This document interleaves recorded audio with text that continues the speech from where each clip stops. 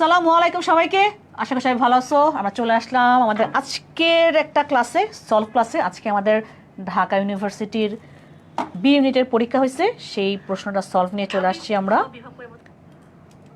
চলো তাহলে আমরা একটু শেয়ার করে দিই ক্লাসটা, তারপর আমরা ক্লাসটা শুরু করব। ঢাকা ইউনিভার্সিটির বি ইউনিটের পরীক্ষা হয়েছে, সেই প্রশ্নটা তারপর আমরা ক্লাসটা শুরু করব। আচ্ছা, আমরা একটু গ্রুপে শেয়ার দিবি। হ্যাঁ, আমি দিয়েছি কিছু গ্রুপে শেয়ার। আচ্ছা, আপু গ্রুপগুলোতে একটু শেয়ার দেখ যাদের স্টুডেন্টদের জন্য। আমরা একটু দেখি, তোমরা একটু ক্লাসটাতে জয়েন করো। আজকের পরীক্ষা কেমন হলো সেটা আগে জানাও। হ্যাঁ, আমাদের দীর্ঘদিনের আসলে প্রতীক্ষার একটা ফলাফল ঢাকা বিশ্ববিদ্যালয় ভর্তি পরীক্ষা। সো সেটা আমাদের প্রত্যাশার জায়গাও থাকে বেশি, এবং প্রশ্ন কেমন হলো, প্রশ্নে ভালো হলো না খারাপ হলো, কঠিন হলো না সহজ হলো, সেটা একটা অবজারভেশন আমাদের থাকে বিভিন্ন জায়গা থেকে। এবং তারপরেই প্রশ্ন ওঠে যে আমরা চান্স পাওয়ার জন্য কাটমার্ক কত হতে পারে। সো কাটমার্ক কত হতে পারে এটা আসলে আরও সময়ের ব্যাপার। আমরা আজকে তোমাদের যে প্রশ্নগুলো হয়েছে সেই প্রশ্নগুলো আসলে তোমরা কি উত্তর করেছো, সেটা কতটা ভুল হলো বা সঠিক হলো, সেটা যেন তোমরা যাচাই করতে পারো। তার জন্য আজকে আমাদের কোয়েশ্চেন সলভ এই লাইভ সেশনটা। আশা করছি আমরা আমাদের সর্বোচ্চ অথেন্টিসিটি মেনটেন করেছি আমরা প্রশ্নগুলোর উত্তর করার ক্ষেত্রে বা সঠিক উত্তর বাছাই করার ক্ষেত্রে। আশা করব বাংলা, ইংরেজি এবং জিকের প্রত্যেকটা প্রশ্নের তোমরা সঠিক উত্তর জানতে পারবে, এবং আসলে তুমি মিলাতে পারবে যে তোমার কোন প্রশ্নটার সঠিক উত্তর হলো বা কোনটা হলো না। আমরা বেশ সতর্কতার সহিত আমরা প্রত্যেকটা উত্তর নিয়ে কাজ করেছি, এবং উত্তরগুলোতে আসলে তোমরা অনেক জায়গায় অনেক রকম উত্তর দেখো, এই জন্য অনেকে আবার কনফিউজড হয়ে যাও যে আমি তো উত্তর এক জায়গায় দেখছি এ আর এক জায়গায় দেখছি বি, আসলে কোনটা সঠিক। সো এই কনফিউশনটা থেকে যেন তোমরা বের হয়ে আসতে পারো, তোমরা যেন কনফিডেন্সের জায়গা তৈরি হয় যে আমি যা দিলাম তা সঠিক কি ভুল সেটা জানতে পারাটা কিন্তু একটা কনফিডেন্সের জায়গা, না যে আমি যা দিলাম সেটা কি ভুল হলো না সঠিক হলো সেটা জানতে পারাটা কিন্তু আমার প্রবলেমগুলো জানতে পারা। সো আমরা চেষ্টা করবো আজকে বাংলা, ইংলিশ এবং জিকের প্রত্যেকটা উত্তর খুবই অথেন্টিসিটির সাথে দেওয়ার জন্য, যেন তোমরা তোমাদের যাচাই করতে পারো উত্তর সঠিক বা ভুল হলো।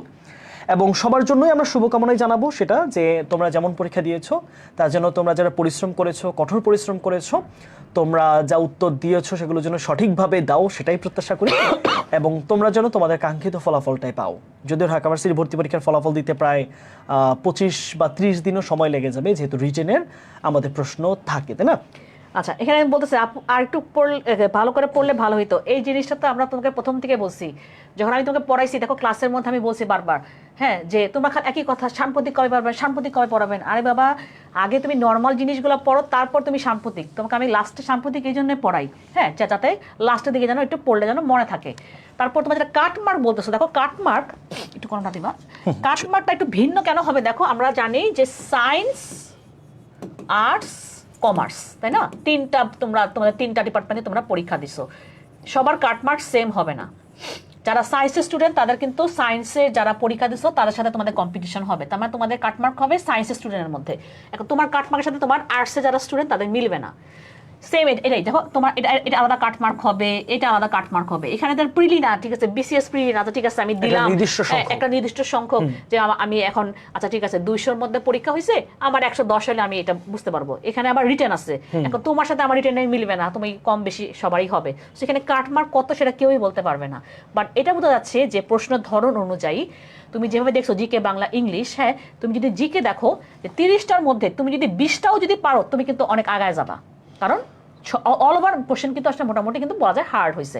সো যে এটা যারা পাস করতে পারবা, যারা পাস করার পর একটু ভালো নাম্বার তুলতে পারবে, তাদের কিন্তু আসলে মানে পসিবিলিটি আছে।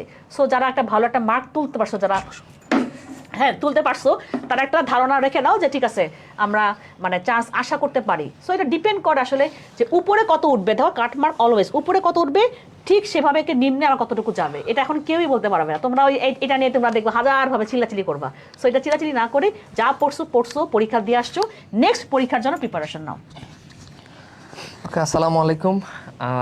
সবাই মোটামুটি পরীক্ষা আশা করি সবার ভালোই হয়েছে।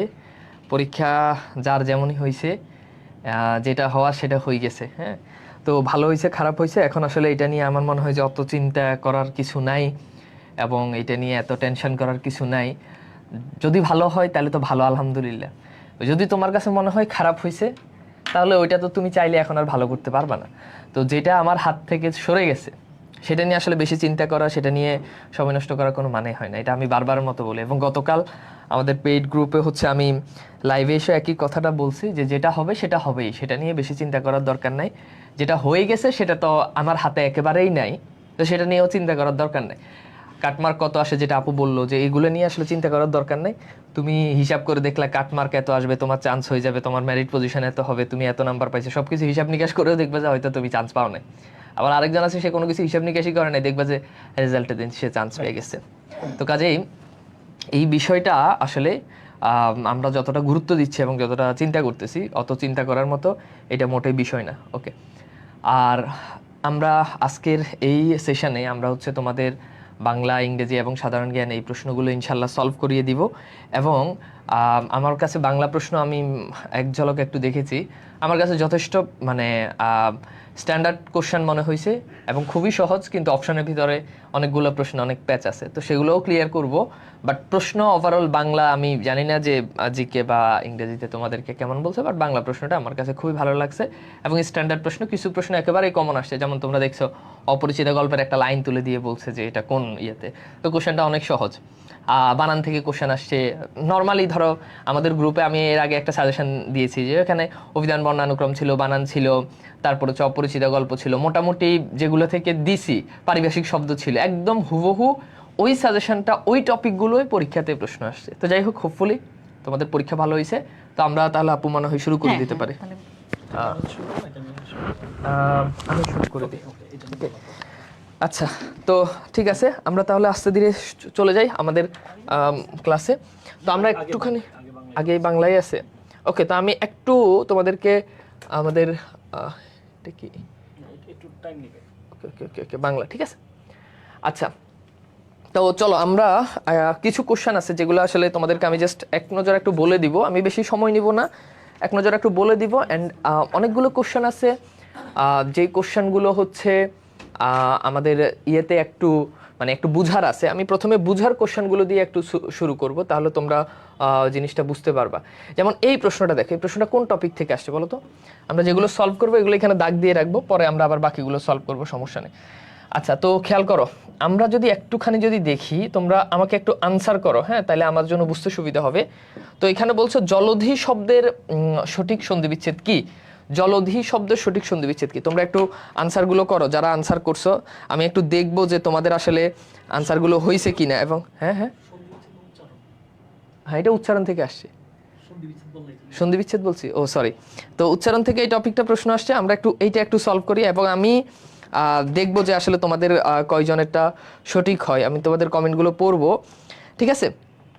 আচ্ছা, ভেরি গুড। হ্যাঁ, বলো কার কোনটা, কে কোনটা আনসার করছো, কে কোনটা আনসার করছো এবং কোনটা হবে। গুড। আচ্ছা, তো এখন আসো আমরা একটুখানি যদি দেখি। প্রথমত হচ্ছে দেখো, আমি যদি অপশন যদি বাদ দিই, এটা তো হবেই না। কি এটা হবে? এটা হবে না। আচ্ছা, এখন এখানে বলছো জলদি, তুমি যদি এইটা জয় সাত ওকার, এটা প্রোনাউন্সিয়েশন এটা আসেই না, সো দ্যাটস এটা বাদ। ওকে, আচ্ছা, এরপর খেয়াল করো, এখানে আছে জলধি আর এখানে আছে জলধি। তো বুঝতে পারতেছো উচ্চারণে এইটা হচ্ছে আমাদের রাইট অ্যান্সার, জলধি। এখানে লয়ের সাথে একটা ওকার আসে উচ্চারণ, জলধি। নর্মালি উচ্চারণ যেভাবে ওইভাবে। সো খুব যথেষ্ট সহজ প্রশ্ন ছিল এটা, উচ্চারণ থেকে সচরাচর এত সহজ প্রশ্ন আসে না, তাই না? তো এই প্রশ্নটা অনেক ইজি প্রশ্ন ছিল। ওকে, সো আসো আমরা এর পরের প্রশ্নটাতে যাই। আমাদের এর পরের প্রশ্নে বলছে যে যেমন কুকুর তেমন মুগুর। এখানে যেমন তেমন কি, এটা তোমাদেরকে ক্লাসে পড়াইছি।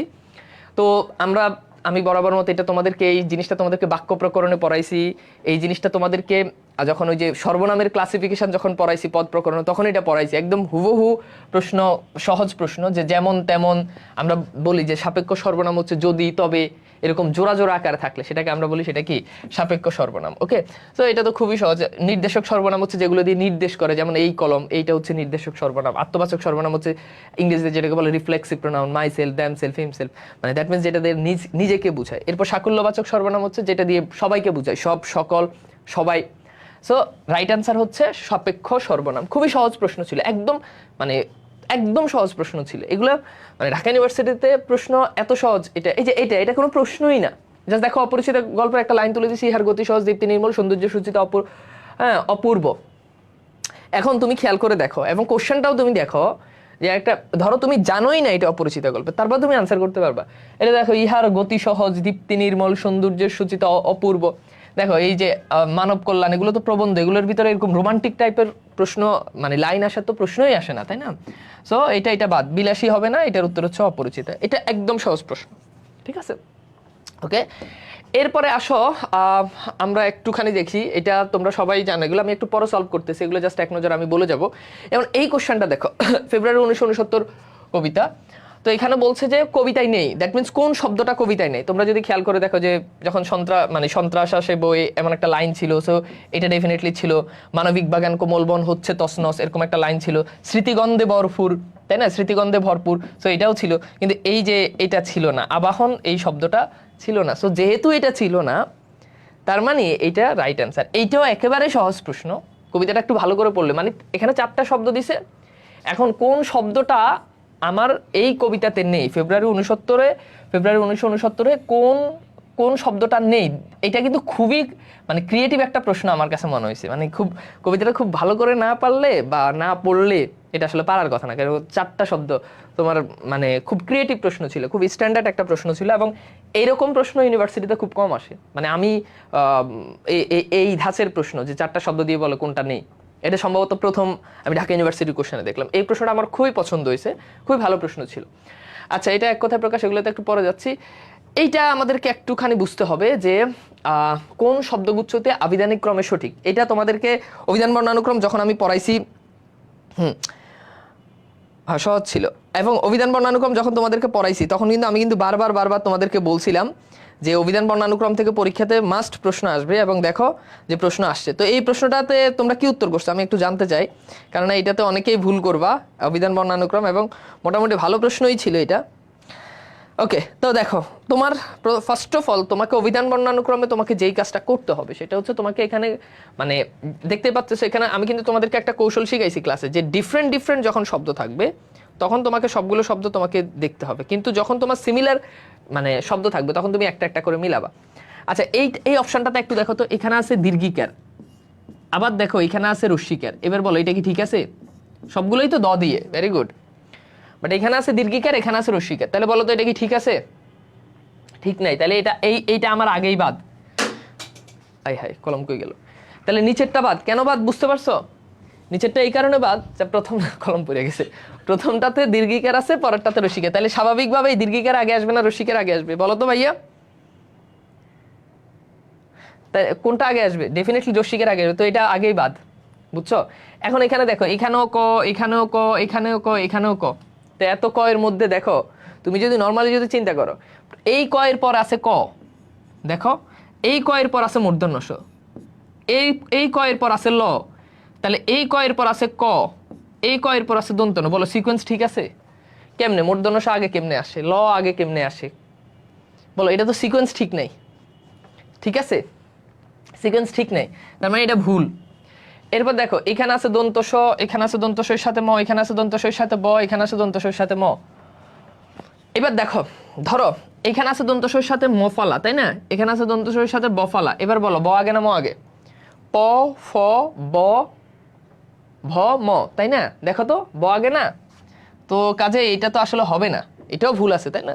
মানে জাস্ট সিম্পলি তুমি জিনিসগুলো বের করতে পারো, তার মানে দ্যাট মিনস রাইট অ্যান্সার এইটা।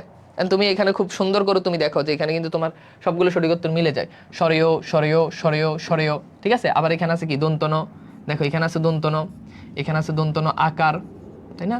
এরপর আছে এখানে আছে দন্তন রস্যুকার, এখানে তারপর হচ্ছে কি ম আছে, তো ঠিকই তো আছে। দেখো এই যে দন্তন, দন্তনের সাথে আকার, আকারের পর রস্যুকার, তো এটা আমাদের রাইট অ্যান্সার। ওকে, বুঝছো ভাইয়া? প্রশ্নটা কিন্তু মানে সহজ ছিল, বাট অভিধান বর্ণানুক্রমে এর থেকে সহজ প্রশ্ন আসলে আর হয় না। আচ্ছা, এরপরে আসো আমরা একটু দেখি এই প্রশ্নটা সলভ করো। এগুলো একদম তোমাদেরকে ক্লাসে এত সুন্দর করে পড়াইছি, আমার কাছে মনে হয় যে তোমরা এগুলো ভুল করতেই পারো না, মানে এগুলো ভুল করতেই পারো না। দেখো এখানে বলছে বুকের ভেতর দারুণ ঝড়, হ্যাঁ বুক পেতেছি গুলি কর। দেখো প্রথমত বুঝো, এখানে মিশ্র বাক্য জটিল বাক্য দুইটা অপশানে আছে। এখন মিশ্র বাক্য জটিল বাক্য দুইটা একই জিনিস, তো বুঝতেই পারতেছো সচরাচর এরকম প্রশ্ন হয় না। সো দুইটা যেহেতু একই, সো এই দুইটা হবে না। এখন হয় সরল হবে, এখন তোমাদেরকে নিশ্চয়ই আমি পড়াইছিলাম বারবার, সরল বাক্যে দুইটা একটা সমাপিকা ক্রিয়া থাকে। বলো তো ভাইয়া কি বলছি? সরল বাক্যে কি থাকে? একটা সমাপিকা ক্রিয়া থাকে। সরল বাক্যে একটা সমাপিকা ক্রিয়া থাকে। Am I right?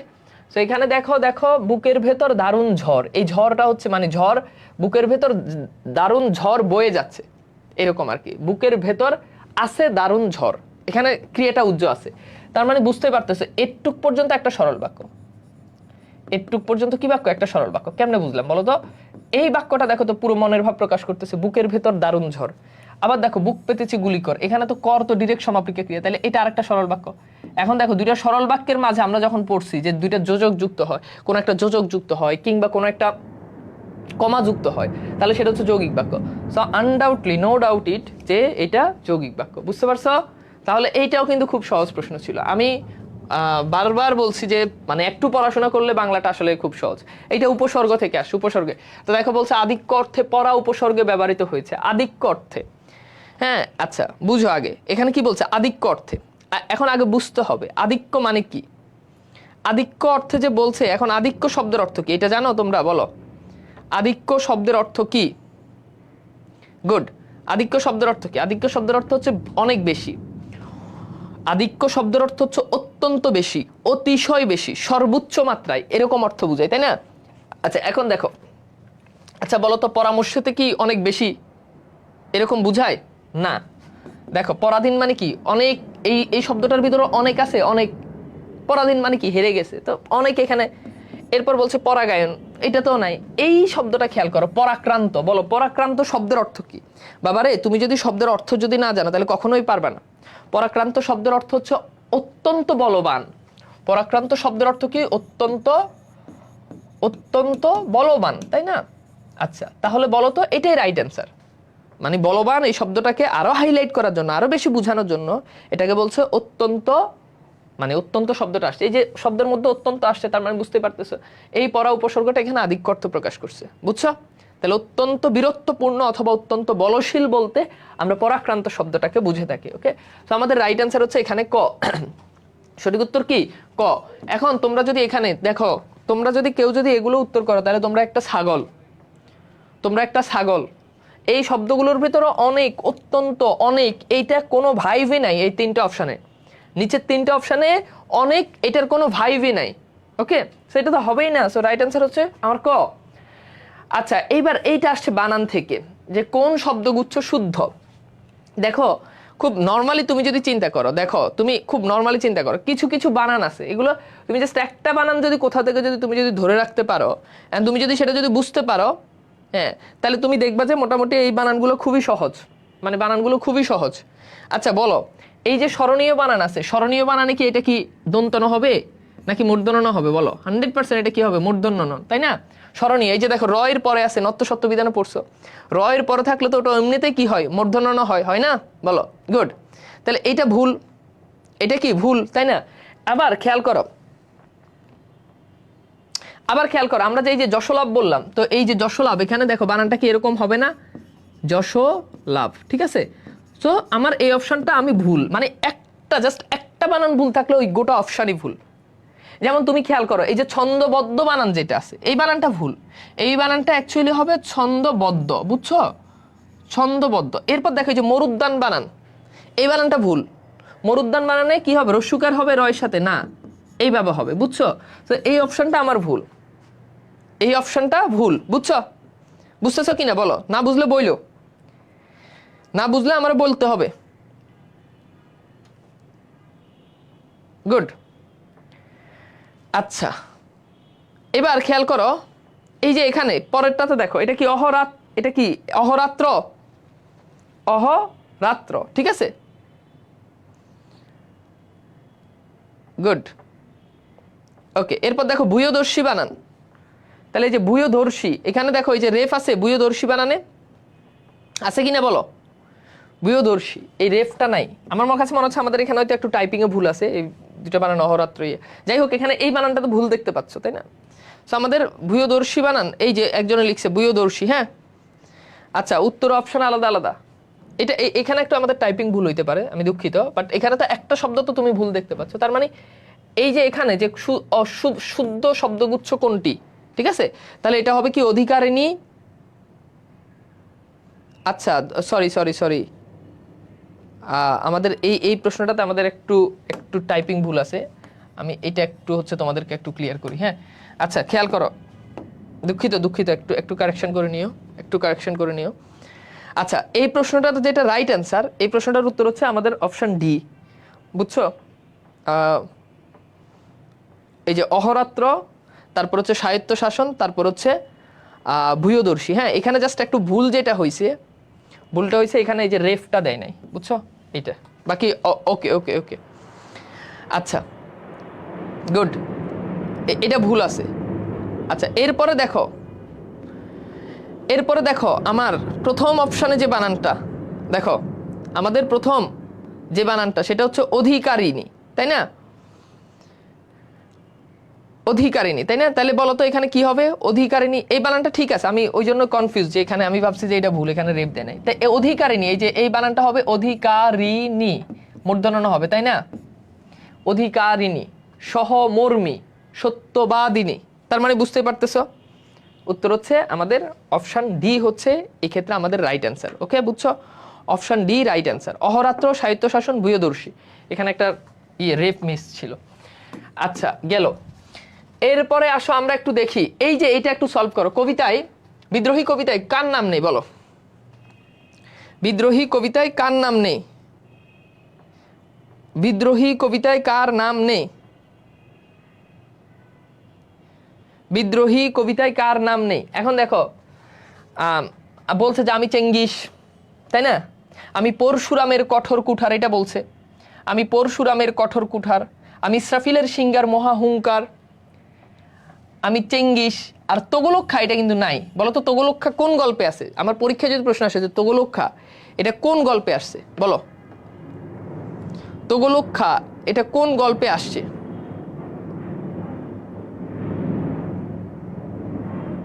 বলো।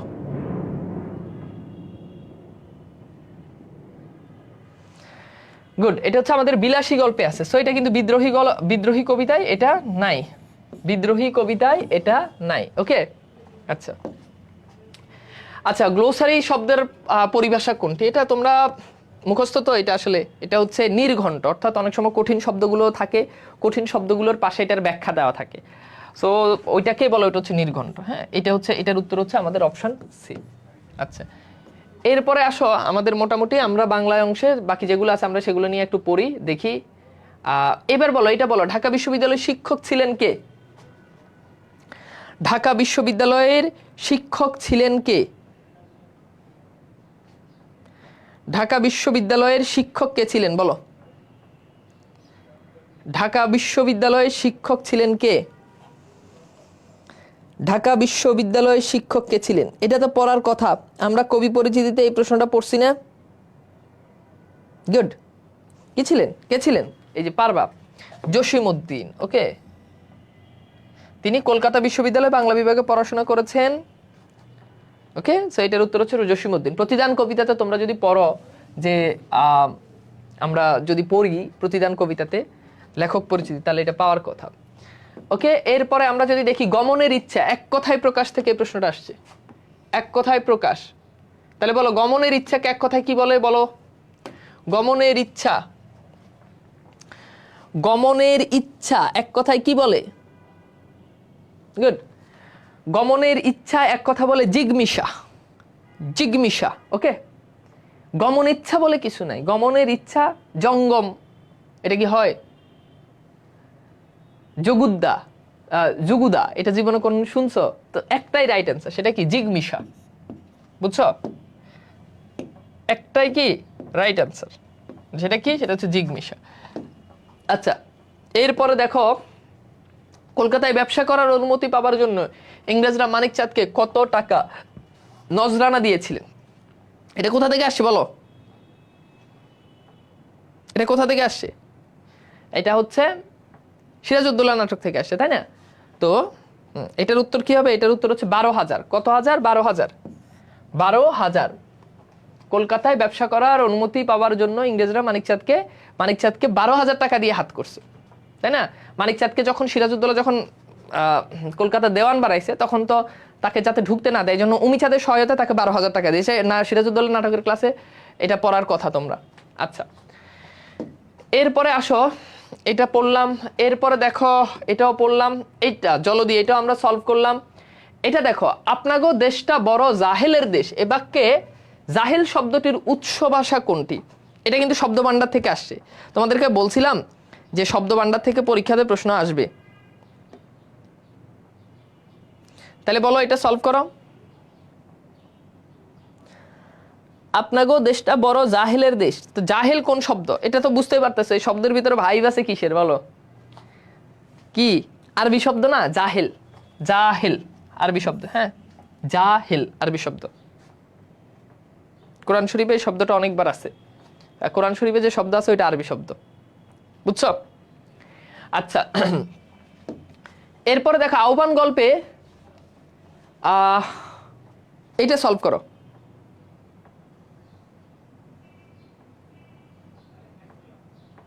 বুঝছো? আহ্বান গল্পে ও এখানে একটু টাইপিং মিস্টেক হয়েছে, এটা হচ্ছে তিত্তিরাজ,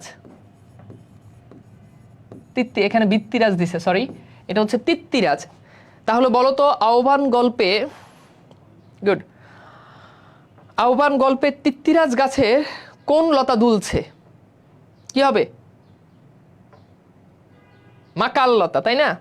মাকাল লতা, ভেরি গুড। এই যে সবাই পারো তো, এটা হয়েছে তো তোমাদের, বাংলা তো সবই হয়েছে। এবার বলো কার কয়টা হয়েছে, কার কয়টা হয়েছে বলো?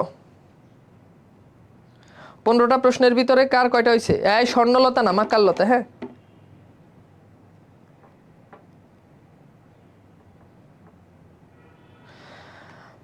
কার কয়টা হয়েছে বলো? এবং প্রশ্ন কেমন লাগছে তোমাদের কাছে? প্রশ্ন কি যথেষ্ট সহজ ছিল না? তো তোমাদের জন্য অনেক অনেক শুভকামনা। বাংলা অংশের প্রশ্নগুলো আমরা সলভ করেছি আস্তে ধীরে, এখন তোমাদের ইংরেজি অংশের প্রশ্নগুলো তোমাদের মানিক ভাই সলভ করে দিবে। হোপফুলি তোমাদের আজকে যেই পরীক্ষা যা দিয়েছ, যেটা হওয়ার সেটা হয়েছেই। ভালো হইলেও আলহামদুলিল্লাহ, খারাপ হইলেও আলহামদুলিল্লাহ। তো তোমরা ইংরেজি অংশের ক্লাস করো, ওকে? আল্লাহ হাফেজ, অল দ্য বেস্ট। চলো আমরা একটু ইংলিশে প্রশ্নগুলো একটু দেখবো, হ্যাঁ। এবারে আমার কাছে মনে হয়েছে যে প্রশ্ন, আচ্ছা তোমাদের ইংরেজি পরীক্ষা কেমন হয়েছে সেটা একটু জানাও। আমরা খুব বেশি সময় নিব না, আমরা আশা করব যে 15টা এমসিকিউ আমরা মোটামুটি 20 মিনিটের মধ্যে আমরা একটা ব্যাখ্যা দেওয়ার চেষ্টা করবো, হ্যাঁ। সবাই একটু জানাও যে তোমাদের আসলে কি অবস্থা, ইংলিশ পরীক্ষাটা কেমন হয়েছে, হ্যাঁ। তোমাদেরকে আমরা প্রাইভেট গ্রুপে যারা ছিল, তোমাদের আমরা ক্লাস নিয়েছিলাম হচ্ছে সম্ভবত 30টা আমাদের ক্লাস ছিল, যদি আমরা 30টা নিতে পারি নাই, আমরা হয়তো 2-3টা ক্লাস কম ছিল, অর্থাৎ প্রাইভেট গ্রুপে ক্লাস। পাশাপাশি আমরা ব্যাকআপ হিসেবে আমরা কিন্তু ফাইনাল ফাইটে আরও 6টা ক্লাস নিয়েছি আমি, হ্যাঁ। ফাইনাল ফাইটে প্রায় আমি কত 5টা প্রথম নিলাম, প্রায় 50টা করে, 5 5 250, ওইখানে একটাতে হচ্ছে আমরা 20টা কম ছিল, তাহলে 220, 230, আরেকটাতে পড়িয়েছে প্রায় 104টা বা 5টা কোয়েশ্চেন, তার মানে প্রায় 320টা এমসিকিউ সলভ করিয়েছিলাম। এবং তোমরা আজকে দেখবা যে ফাইনাল ফাইটের ক্লাস থেকে কিন্তু হুবহু কমন আসছে, যেমন ওই যে জাম্প অন ব্যান্ডওয়াগন, হ্যাঁ, ওই ফ্রেজটা কিন্তু আমি লাইভ ক্লাসে পড়াইছিলাম, ওইটা হুবহু আসছে। তোমাদের কন্ডিশনাল খুবই গুরুত্ব দিয়ে পড়াইছি, কন্ডিশনাল থেকে ঢাবিতে প্রতি বছর প্রশ্ন আসে, প্রত্যেক বছর। আর তোমরা অনেকে খুব লাফাইতেছিলে না, ভাইয়া আমাদেরকে কি যেন নাম্বার পড়ান, আমাদের ওইটা পড়ান, আমাদেরকে অ্যাফার্মেটিভ নেগেটিভ এগ্রিমেন্ট পড়ান। আমি বারবার বলছি ঢাবিতে এগুলো রাস্ট 6-7 বছর যাবত আসতেছে না। তো তোমরা এবার বুঝতে পারতেছো? দেখো তো, তোমাদেরকে ভাইয়া ন্যারেশন পড়াইছি, ন্যারেশন দেখো তোমাদের আজকে রিটার্নে দিছে। ভয়েস চেঞ্জ পড়াইছি, ভয়েস চেঞ্জ রিটার্নে দিছে। সেন্টেন্স মেকিং পড়াইছি, অর্থাৎ কি বলা আছে আমরা সেন্টেন্স কারেকশন এমসিকিউতে আসছে। তার মানে তোমাদেরকে বলে দিয়েছিলাম যে এই টাইপের প্রশ্নগুলো আসবে, স্পেলিং থেকে প্রশ্ন আসে, হ্যাঁ। এই যে সুপারস্টেশাস স্পেলিংটা আমাদের শিটে ছিল, সুপারস্টেশাস স্পেলিংটা, বুঝছো? ইমপ্রুডেন্ট এই অ্যান্টোনিমটা আমার শিটে দেওয়া ছিল। তার মানে প্রশ্নগুলো কিন্তু খুব বেশি আমার কাছে মনে হয় না যে কঠিন হয়েছে। সো দেখি তারপরে তোমাদের ইংলিশ পরীক্ষায় কেমন হয়েছে, তোমরা কেমন দিছো, কীরকম তোমাদের ইংলিশ প্রশ্ন মনে হয়েছে একটু কমেন্টে জানাইও, হ্যাঁ। তাহলে আমি একটা ইনসাইট পাবো যে ইংলিশ প্রশ্ন কেমন হয়েছে। ইংলিশ নিয়ে একটু কথাবার্তা বলবো আমরা, যেহেতু আমাদের বাংলা ক্লাস শেষ এখন। কতটা দাগালে পাস ততটাও দাগায় নাই, যতটা দাগালে পাস ততটা দাগায় নাই, কেন দাগাও নাই বলো তো?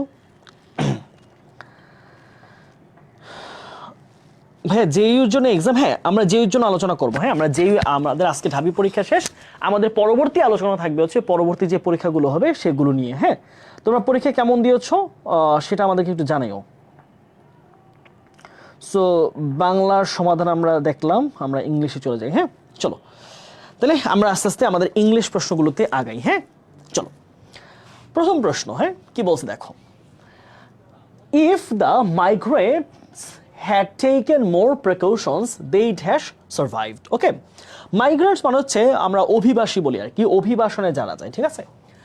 তাহলে বলেছে যে অভিবাসনে যারা যাচ্ছে তারা যদি আরো বেশি প্রিকশনস গ্রহণ করতো, ঠিক আছে, পূর্ব প্রস্তুতি গ্রহণ করতো। ধরো তারা অনেকে দেখো যে সিরিয়া থেকে তারা ইতালির দিকে যায়, এই যে ভূমধ্যসাগর হয়ে, তো বলেছে তারা যে আরো বেশি সতর্কতা গ্রহণ করতো। তাহলে এখানে আমরা একটা কন্ডিশন থেকে প্রশ্ন আসছে, হ্যাড টেকেন।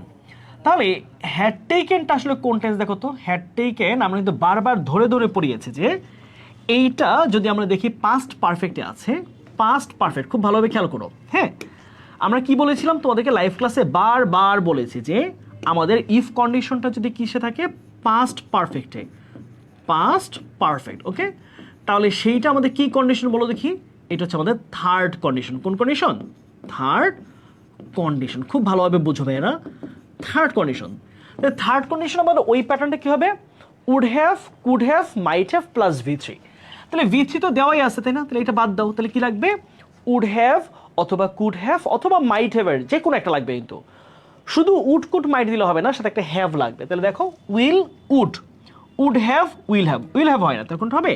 উত্তর হবে would have. Very easy question. এইটা কিন্তু আমি বারবার ধরে ধরে পড়াইছি, হ্যাঁ বারবার পড়াইছি জিনিসটা।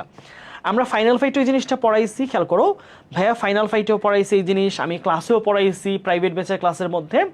সো এটা ভুল হওয়ার কোনো ধরনের সম্ভাবনা আসলে নাই, ঠিক আছে? তাহলে উত্তর কোনটা? উত্তর হচ্ছে আমাদের সি নাম্বার। তারপরের প্রশ্ন দেখো, শি লিনড, এইটা আমাদের অ্যাপ্রোপ্রিয়েট প্রিপোজিশনের স্লাইডে ছিল। লিন এগেইনস্ট সামথিং, কোনো কিছুতে হেলান দেওয়া। হ্যাঁ লিন এগেইনস্ট, খেয়াল করো লিন এগেইনস্ট অর্থ কি? হেলান দেওয়া, হেলান দেওয়া, হেলান দেওয়া। ধরো দেয়ালে হেলান দেওয়া, গাছে হেলান দেওয়া, কোন একটা জিনিসের মধ্যে এই যে হেলান দিয়ে থাকে হচ্ছে lean against. Lean against the tree, lean against the wall, lean against the house. তাহলে কোনো কিছুতে তুমি যখন হেলান দিয়ে থাকো তাহলে কি হচ্ছে? Lean against. তাহলে এগেইনস্ট হবে এখানে অ্যান্সারটা, রাইট? এটা কি হবে? এগেইনস্ট। ওকে, তাহলে এগেইনস্ট আছে কোন অপশনে? দেখো তুমি তো একটা দেখেই বুঝতে পারার কথা, এই প্রশ্নটা একটা দেখেই বুঝতে পারবা যেখানে কি উত্তর হবে, বলো কোনটা হবে অপশন? তাহলে এগেইনস্ট আছে মাত্র একটি অপশনে, সেটা কি? সেটা হচ্ছে আমাদের এ নাম্বার। তাহলে কোনটা হবে? Lean against. তাহলে she lean against the wall gasping dash breath. Gasp for breath মানে হচ্ছে শ্বাস নেওয়া, একটু হাফ ছেড়ে বাঁচা, একটু নিঃশ্বাস নেওয়া, একটু প্রশ্বাস নেওয়া। তাহলে কি হবে? গাসপ ফর। তাহলে উত্তর হবে কোনটা? উত্তর হবে আমাদের এ নাম্বার, ঠিক আছে? তাহলে লিন এগেইনস্ট এটা খুবই কমন, খুবই কমন একটা প্রিপোজিশন, ঠিক আছে?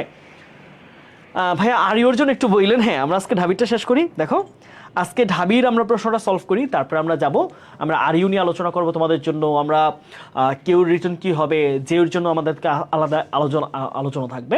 সো এই কাজগুলো ইনশাল্লাহ আমাদের হবে। আমাদের জার্নি কিন্তু এখনো শেষ হয় নাই।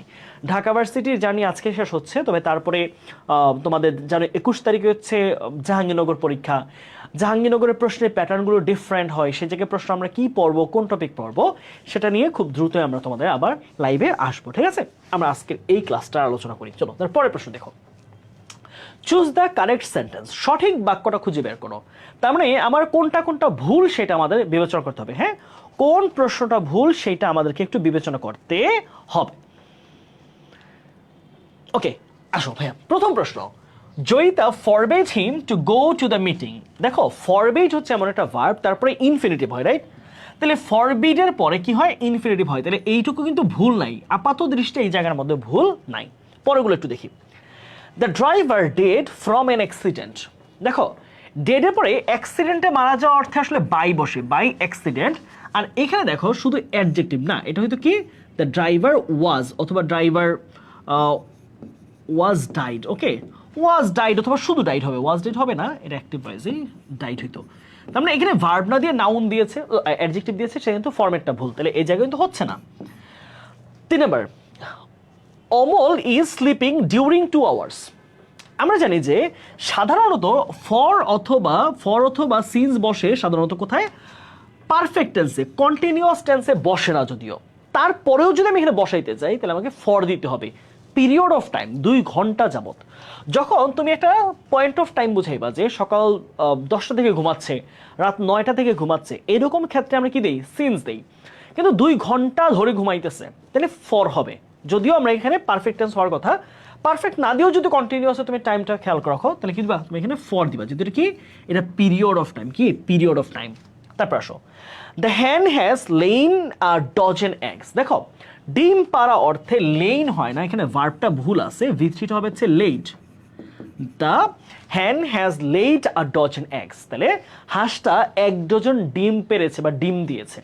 তাহলে এখানে ভার্বে ভুল আছে, এইখানে আমাদের প্রিপোজিশনে ভুল আছে, এইখানে প্রিপোজিশনও ভুল এবং ভার্বের ফরম্যাটও ভুল। তাহলে উত্তর হবে কোনটা, উত্তর হবে আমাদের এবার Jyoti forbid him to go to the meeting. তাহলে জ্যোতি তাকে ওই মিটিংয়ে যেতে বারণ করেছিল। বুঝতে পেরেছো? প্রশ্ন কিন্তু বেশ কঠিন না, কিন্তু এটাও কিন্তু বেশ সহজ ছিল। হ্যাঁ, আসলে তার পরে কোশ্চেনে যাই আমরা।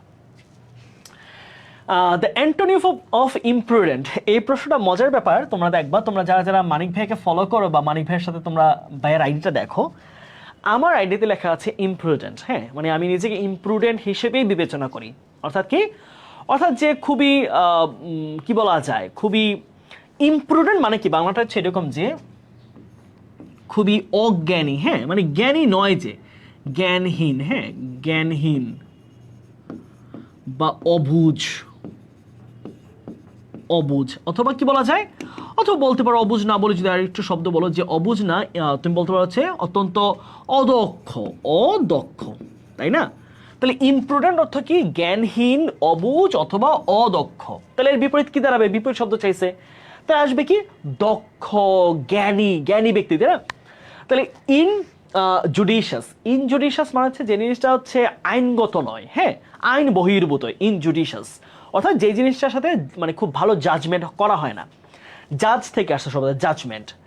হেজিটেন্ট মানে খুবই তুমি খুবই কি বলা যায়, তুমি দ্বিধান্বিত, দ্বিধান্বিত। তাহলে দেখো অদক্ষর সাথে দ্বিধান্বিত যায় না। ওয়াইজ, জ্ঞানী।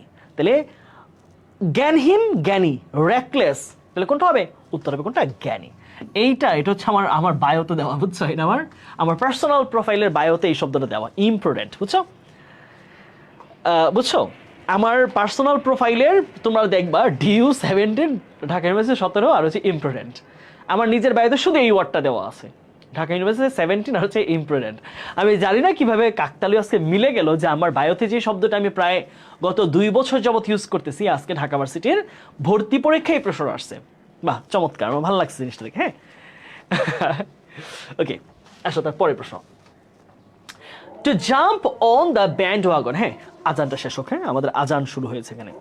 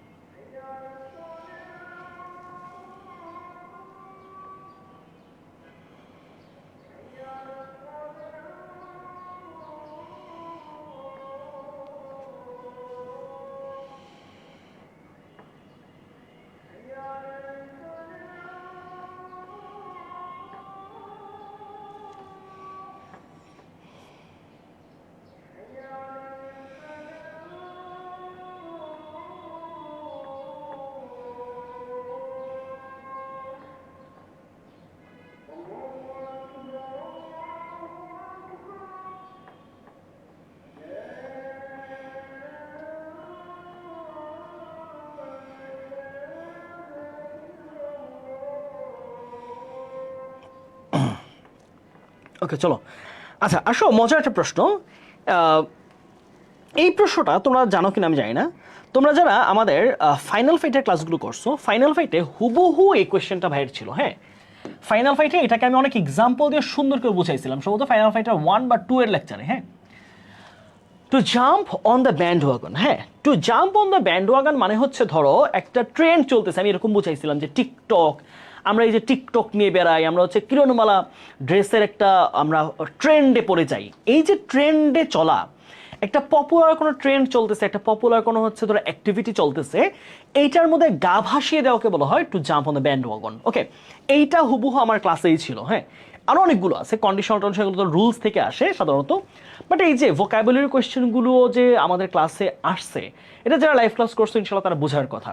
আমি এখানে বানিয়ে বলছি কিনা কোনো কথা, অথবা আমি কোনো অতিরঞ্জিত বলছি কিনা, এটা তোমরা যারা ভাইয়ের ক্লাস করছো ফাইনাল ফাইটের ক্লাস, অথবা তোমরা যারা প্রাইভেট বেস থেকে আজকের লাইভটা দেখছো, তোমরা আশা করি কমেন্ট করলে বাকিরাও বুঝতে পারবে যে আসলে অতিরঞ্জিত কিছু এখানে বলছি না আমি। টু জাম্প অন দ্য ব্যান্ডওয়াগন মানে হচ্ছে ধরো জনপ্রিয় কোনো ট্রেন্ড, কোনো ধরনের পপুলার কোনো অ্যাক্টিভিটি চলতেছে, এটার মধ্যে নিজেকে গা ভাসিয়ে দেওয়া, ওইটার মধ্যে নিজেকে তুমি জয়েন করা। পপুলার কোনো ট্রেন্ড, পপুলার কোনো অ্যাক্টিভিটি, পপুলার কোনো ধরনের ইনসিডেন্ট চলতেছে, ওই ইনসিডেন্টটা, ট্রেন্ডটা অথবা অ্যাক্টিভিটিতে নিজেকে যে তুমি সামিল করতেছো, জয়েন করতেছো, that is called to jump on a bandwagon. To jump on a bandwagon, তাহলে কোনটা হবে? দেখো, জয়েন সামথিং পপুলার, কোনো একটা জনপ্রিয় কিছুর মধ্যে নিজেকে সংযুক্ত করে ফেলা। বি হবে কি? রাইট, বি উত্তর, সঠিক উত্তর কিন্তু বি এটা। আসো তার পরের কোয়েশ্চেন আসি আমরা। হ্যাঁ, আইডেন্টিফাই দ্য ইনকারেক্ট স্পেলিং। ভুল মানে বানানটা খুঁজে বের করো। একদম স্পেলিং এর যে শীটটা দিয়েছি সেখান থেকে আসছে। সুপারস্টেশাস, সুপারস্টেশাস, এটা যে কত জায়গায় পড়াইছি ভাইয়া, এটা ফাইনাল ফাইটার্স ইয়ারতে ক্লাসে ছিল। হ্যাঁ, ভোকাবুলারি ক্লাসে একদম 6 বা 7-এ। অর্থ কি? এটা হচ্ছে বাকিগুলো ঠিকঠাক আছে, এখানে উচ্চারণ কি হবে? সুপারস্টেশাস মানে হচ্ছে কুসংস্কারাচ্ছন্ন, তাই না? SUPERSTITIOU, সুপারস্টেশাস। সুপারস্টেশাস কুসংস্কার সম্পন্ন। হ্যাঁ, কুসংস্কারাচ্ছন্ন কেমন হয়? সুপারস্টেশাস। হ্যাঁ, সুপারস্টেশন নাউন, সুপারস্টেশাস কুসংস্কারাচ্ছন্ন। কুসংস্কার, কুসংস্কারাচ্ছন্ন, সুপারস্টেশাস। কি করে ফেলছে দেখো, দেখে যাই তো। সুরাপটেশাস কি আছে? না, সুপারস্টেশাস। সুরাপটেশাস তো নাই। সুরাপটেশাস পড়ছো কখনো? সুপারস্টেশাস তার মানে কিন্তু মানে খুবই কমন একটা ওয়ার্ড ছিল, মানে খুব পরিচিত ওয়ার্ড কিন্তু দিছে। তার মানে এই যে এই অনেকগুলো অপশন দেখলে মনে হবে হ্যাঁ কি যেন, না এটা কিন্তু কমন একটা ওয়ার্ড দিছে, সুপারস্টেশাস। তো পড়ছো ছোট থেকে যে বাল্য বিবাহতে অনেককে কি করা হয়? সুপারস্টেশাস মেনটেন করে, মেয়েদের দেরি করে বিয়ে দিলে হচ্ছে তাদের বিভিন্ন সমস্যা হয়। এই ওয়ার্ড কিন্তু আমরা 19 থেকে প্যারাগ্রাফে পড়ে আসতেছি। সুপারস্টেশাস, সুপারস্টেশাস, সুপারস্টেশাস। হ্যাঁ, কুসংস্কারাচ্ছন্ন। তারপরের শব্দটা আসো। স্ট্রে ডগস মানে ধরো হচ্ছে পথের কুকুর। হ্যাঁ, পথের কুকুরগুলো ড্যাশ দ্যামসেলস, তাদের নিজেদেরকে খাওয়ায় বা নিজেরা খায়, ড্যাশ স্ক্র্যাপস। ওকে, তাহলে মূল কথা হচ্ছে স্ক্র্যাপস শব্দ হচ্ছে অত্যন্ত কম খাবার, অত্যন্ত মানে ফেলে রাখা খাবার। বলেছে পথের কুকুররা অত্যন্ত কম খাবার খেয়ে বেঁচে থাকে, অত্যন্ত ধরো ফেলে দেওয়া খাবার, ঝুটা খাবার, এইসব খাবার খেয়ে বেঁচে থাকে। হ্যাঁ, তাহলে খেয়াল করো তো, এই কথাটা কিন্তু বাস্তব কথা, খেয়াল রাখতে হবে যে কথাটা বাস্তব। হ্যাঁ, বাস্তব কথা কোন টেন্সে বলো তো ভাইয়া? বাস্তব কথা হবে হচ্ছে প্রেজেন্ট ইনডেফিনিট। প্রেজেন্ট ইনডেফিনিট টেন্সে হবে, রাইট? ইনডেফিনিট টেন্সে হবে। ওকে, তাহলে প্রেজেন্ট ইনডেফিনিট যদি হয় নিশ্চয়ই পাস্ট টেন্সে হবে না কথাটা। তাহলে এটা কিসে আছে? ফ্যাট কিন্তু V2 তে আছে, পাস্ট টেন্স। ওকে, তাহলে এটা ফিট, এটা ফিট। ফিডিং হওয়ার কারণ নেই, কারণ ফিডিং হতে হলে আমার কি লাগে? আমার অক্সিলিয়ারি লাগবে। কোনো অক্সিলিয়ারি আছে? নাই। অ্যামিজার ওয়াজের কিছুই নাই, তাহলে এই দুটো বাদ। এইবার আসো, কোনো কিছুর উপর নির্ভর করে বেঁচে থাকা, কোনো খাবারের উপর, ফিড অন। তাহলে কি হবে? Feed on. কোনো কিছুর উপর বেঁচে থাকা, কোনো খাবারের উপর, কোনো ভরণ পোষণের উপর বেঁচে থাকে কি বসে? Feed on something. তাহলে কি হবে? উত্তর হবে ফিড অন। তাহলে উত্তর কোনটা পাচ্ছি আমরা?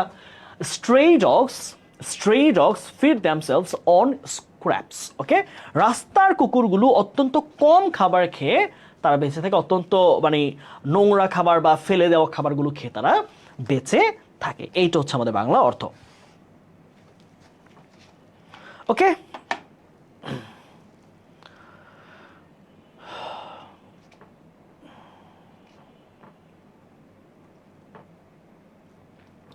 আচ্ছা অনেকে বলছো অনেকে কিন্তু আলাদা ওয়ার্ডও দিচ্ছ। হ্যাঁ, SURREP, অনেকে এইটাকে বলছো ভুল হয়েছে।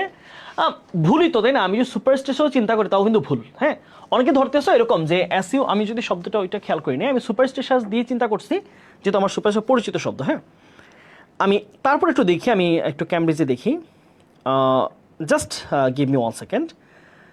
ওই ওয়ার্ডটা আছে কিনা আমি জানি না, তারপর আমি একটু দেখি। হ্যাঁ, SURRP, হ্যাঁ ওইটাও আছে রাইট। তাহলে এটা অর্থ কী দাঁড়াচ্ছে? Done secretly without anyone seeing or knowing. দাঁড়াও, সারপ্রেশিয়াস, রাইট। সারপ্রেশিয়াস মানে কি পাচ্ছি? মানে হচ্ছে ধরো কোনো কিছু হচ্ছে মানে অগোচর করে ফেলা। তার মানে ভুল কিন্তু এটা ঠিক। তুমি যদি ওইটাও ধরো, সারপ্রেশিয়াস যদি ধরো SURREP, সেটাও কিন্তু ভুলই হচ্ছে। আবার আমি যদি সুপারস্টিশিয়াস ধরেও করি তাও কিন্তু ভুল দাঁড়াচ্ছে, তাই না? মূলত এই প্রশ্ন আসলে ভুল ছিল, তাই না? এই প্রশ্ন মূলত আমাদের ভুল ছিল। হ্যাঁ, নাজমুল সাকিব জানিয়েছে সুপারস্টিশিয়াস হবে। হ্যাঁ, সেটাও যদি ধরি তাহলে কিন্তু আমাদের উত্তর এ নাম্বারই হওয়া। ট্র্যাপিডেশন, ইউবিকেন্টাস অথবা হচ্ছে ইউনোকস, সবগুলো বানিয়ে মোটামুটি ঠিক আছে। তারপরে প্রশ্ন আসি, the players along with the coach. এইটা মনে হয় খুবই কমন একটা স্ট্রাকচার। হ্যাঁ, অ্যালং উইথের পরে আমরা এটা ধরে ধরে পড়াইছি, কয়বার যে পড়াইছি কোনো, আমরা সাবজেক্ট ভার্ব এগ্রিমেন্টের ক্লাস ছিল আমাদের 2 নাম্বার লেকচার জাস্ট। তোমাদের বারবার বলেছি প্রাইভেট ব্যাচে আমরা খুব ইম্পর্টেন্ট যেগুলো ঢাবিতে প্রতি বছর প্রশ্ন সেগুলো শুরুর দিকে পড়ে ফেলি। আমরা জানি শুধু উইথ না, উইথ হতে পারে, অ্যালং উইথ হতে পারে, আবার ধরো হচ্ছে অ্যাজ ওয়েল অ্যাজ হতে পারে, as well as, accompanied by. হ্যাঁ, এই শব্দগুলোর ক্ষেত্রে কি হয়, আমাদের যে প্রথম যে সাবজেক্ট আছে সেইটা অনুযায়ী ভার্ব হয়। তাহলে প্রথম সাবজেক্টটা কি দেখো তো, প্লুরালে আছে, রাইট? প্লুরালে আছে, তাহলে ভার্বটা কি হতে হবে? ভার্বটা প্লুরাল হবে। তাহলে সিঙ্গুলারগুলো বাদ দাও, ওয়াজ সিঙ্গুলার, ইজ সিঙ্গুলার, এস বা ইয়েস থাকলে সেটা সিঙ্গুলার ধরা হয়। তাহলে কোনটা হবে? আর রিকোয়ার্ড। উত্তর কি হবে? উত্তর হবে এ নাম্বার, আর রিকোয়ার্ড। ওকে, আমরা বুঝতে পারতেছি? আমরা কি প্রশ্নের উত্তরগুলো বুঝতে পারতেছি? এটা কিন্তু বেশ সহজ একটা কোয়েশ্চেন ছিল, একেবারে ইজি কোয়েশ্চেন। তারপর আসো, আ person who helps people through charitable causes is a or N. অর্থাৎ যে ব্যক্তি মানুষকে সাহায্য করে, হ্যাঁ, ধরো তাকে টাকা পয়সা দিয়ে, তাকে সাহায্য করে, তাকে বিভিন্ন বিপদে তার পাশে দাঁড়িয়ে সাহায্য করে, তাকে খাবার দিয়ে সাহায্য করে, তাকে কি বলা হয়? হ্যাঁ, পরোপকারী। বাংলা আমরা কি বলি? পরোপকারী। বাংলা আমরা কি বলি এটাকে? পরোপকারী। পরোপকারী এই শব্দটা খুবই কমন, খুবই মানে বহুল ব্যবহৃত। ফিলান্থ্রপিস্ট, ফিলান্থ্রপিস্ট অর্থ হচ্ছে যে মানুষকে সাহায্য করে, যে অন্য মানুষদেরকে উপকারে আসে, খাবার দিয়ে, টাকা দিয়ে, তার বিপদে দাঁড়িয়ে সাহায্য করে, সে হচ্ছে পরোপকারী, ফিলান্থ্রপিস্ট। Philanthropist, philanthropist. ওকে, তারপর আসো, dash the water was salty I could not drink it. এটাও আমাদের কানেক্টর লিঙ্কার্সের ক্লাসে আমরা খুব বাংলা অর্থ পড়িয়েছি। বাংলাটা চিন্তা করো, কি দাঁড়ায়? হ্যান্স, তাহলে তাই। হ্যান্সের বাংলা কি? তাই, অথবা অতএব, অথবা কি দাঁড়ায়? অতএব। তাহলে মিলাও একটু, কোনটা অর্থ দাঁড়ায়? যেহেতু, যেহেতু। ঠিক আছে, বাংলাগুলো মিলাও, তাইলে আমার মনে হয় এটা পারার কথা। ইজি কোয়েশ্চেন ছিল।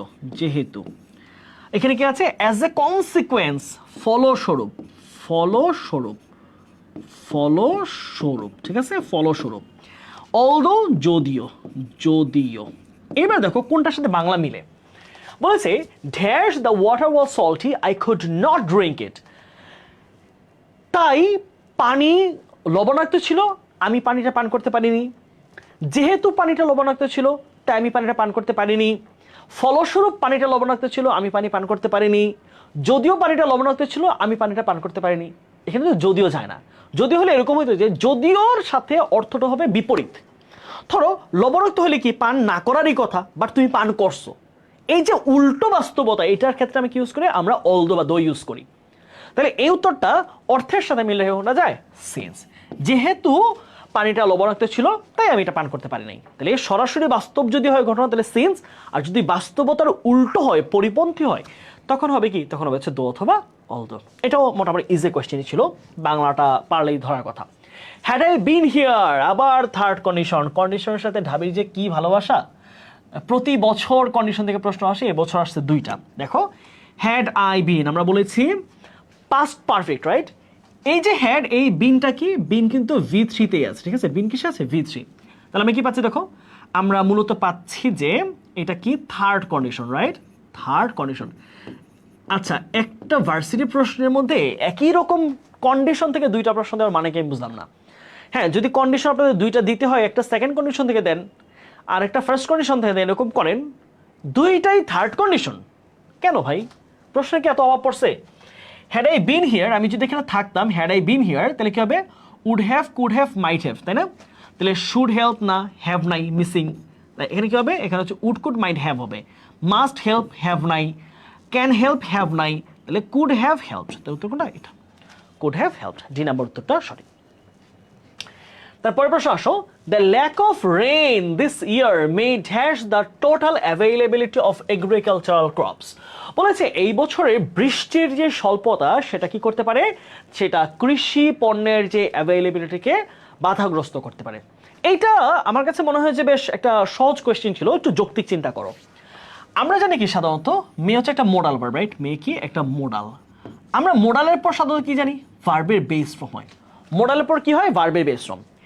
এইবার আমরা লাইভ ক্লাসে তোমরা যারা আমার প্রাইভেট ব্যাচে ছিল, আমাদের প্রাইভেট ব্যাচে, তোমরা জানো এফেক্ট এবং ইফেক্ট এই দুইটা শব্দ আমি ক্লাসে ধরে বুঝিয়েছি যে পার্থক্য কি। দেখো ভাইয়ারা, দেখতে একই রকম হলেও এই এফেক্ট সে কিন্তু কি, এটা কিন্তু একটা ভার্ব, হ্যাঁ। অপর দিকে ইফেক্ট কি? ইফেক্ট এটা কিন্তু একটা নাউন। ইফেক্ট কি বলতো? ইফেক্ট কি একটা নাউন।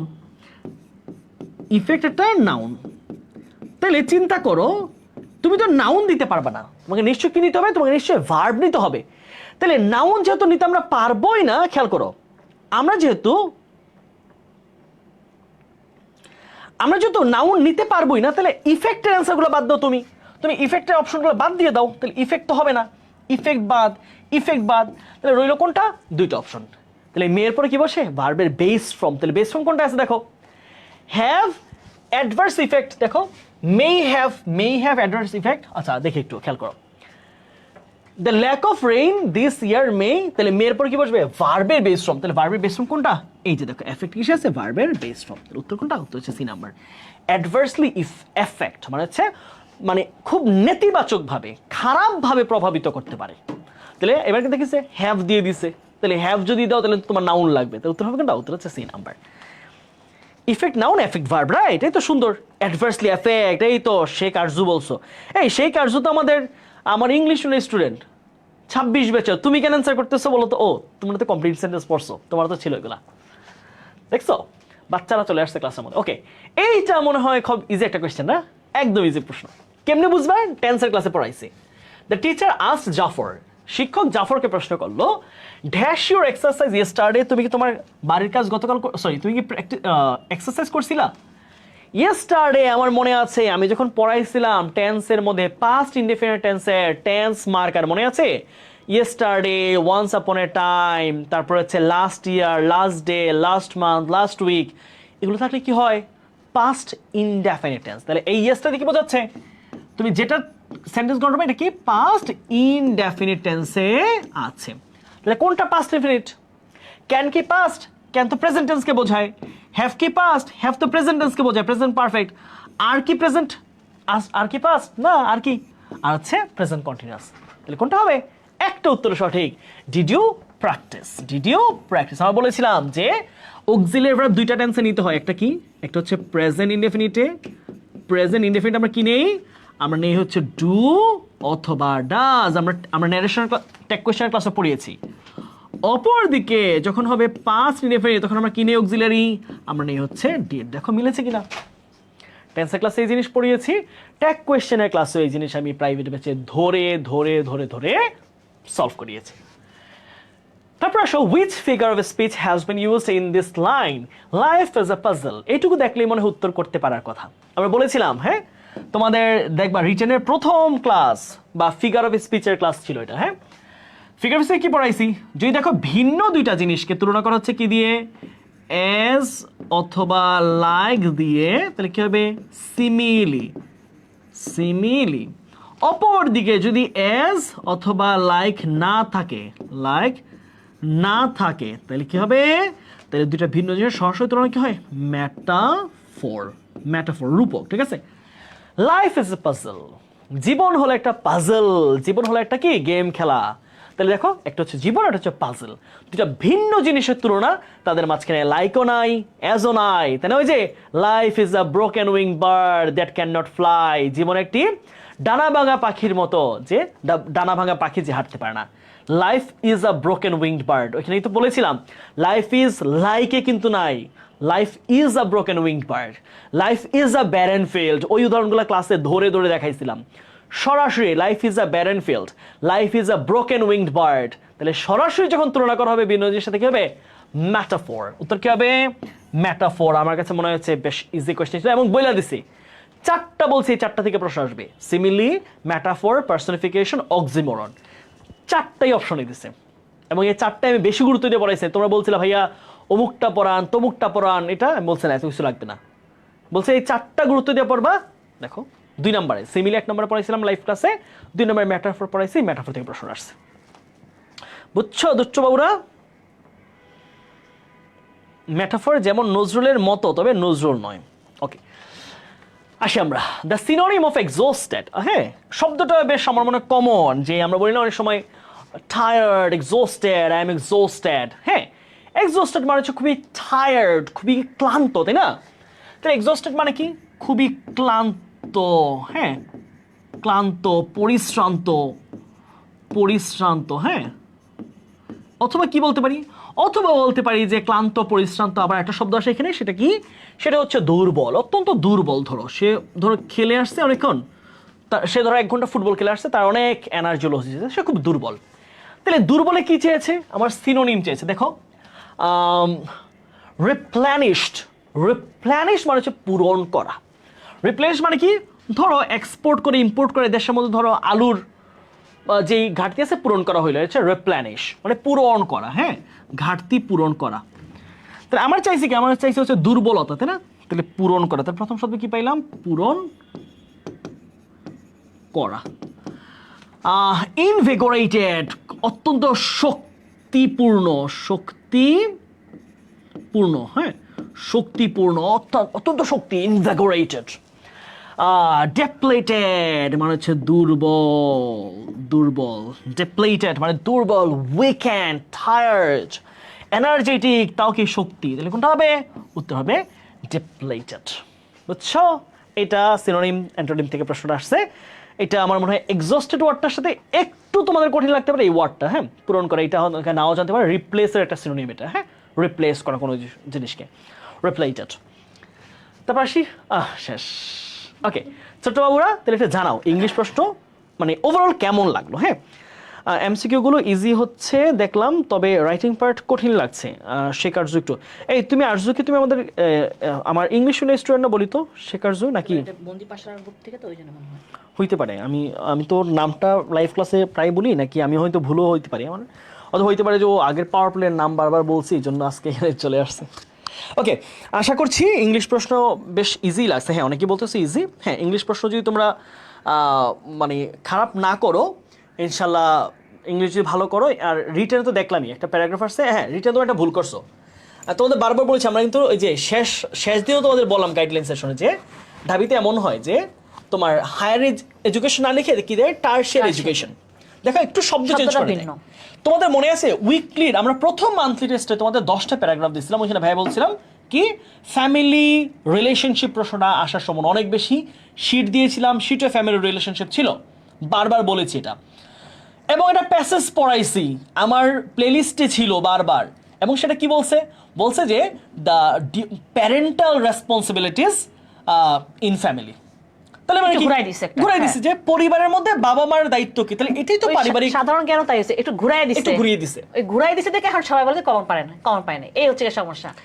এখন যদি ঘুরাই দেয়, কিছুটা তো ঘুরাতে দিবে, তোমাকে ভার্সিটিতে একটু তোমরা জাজ করবে না। কথা খালি বলো যে এখন তো বুঝতে পারছো যে আসলে যে অল ওভার পড়তে হয়। হ্যাঁ, শুধু খালি একটাই, খালি এক ধারছে একটা টপিক পড়ে যাব তা না। কত বছর উক্তি থেকে প্রশ্ন আসছে, উক্তি দেয়ই নাই। তো 2টা প্রশ্ন আসছে। এবার সাহিত্য থেকে প্রশ্ন আসছে। সাহিত্য যদি বলি আমি যে গানের সাথে তোমাদেরকে আমি গান, হাসন রাজার গান আমি ক্লাসেই পড়াইছি। হ্যাঁ, এখন হাসন রাজা আমি যখন গান পড়াইছি তখনই কিন্তু আমার এই মোরা একটি ফুলকে বাঁচাবো যুদ্ধ করি, এটা আসলে হাসন রাজাও আমি পড়ানো হয়েছে। তুমি যদি এখন খুলে দেখো দেখবা, আমি তোমাকে এটাও বলছি যে আমি হাসন রাজার জাদুঘরেও গেছি সুনামগঞ্জে। এখন তুমি যদি এখন যদি এটা না ধরো, এখন তুমি যদি ক্লাস না করো, ক্লাসের মধ্যে হচ্ছে গিয়ে আমাদের কথা হচ্ছে গিয়ে যে আনকমন থাকবে, সাধারণ জ্ঞান তুমি ফুল কমন কেউ কমন ফাইতে পারবে না, কিন্তু যেগুলো পুরো লার্নিং কিন্তু সাধারণ জ্ঞানে দিয়ে দেয়, যেগুলো আসছে যেগুলো কমন পড়ার মতো বা কমন আসছে সেগুলো যেন তার ভুল না হয় তুমি সেদিকে দেখো।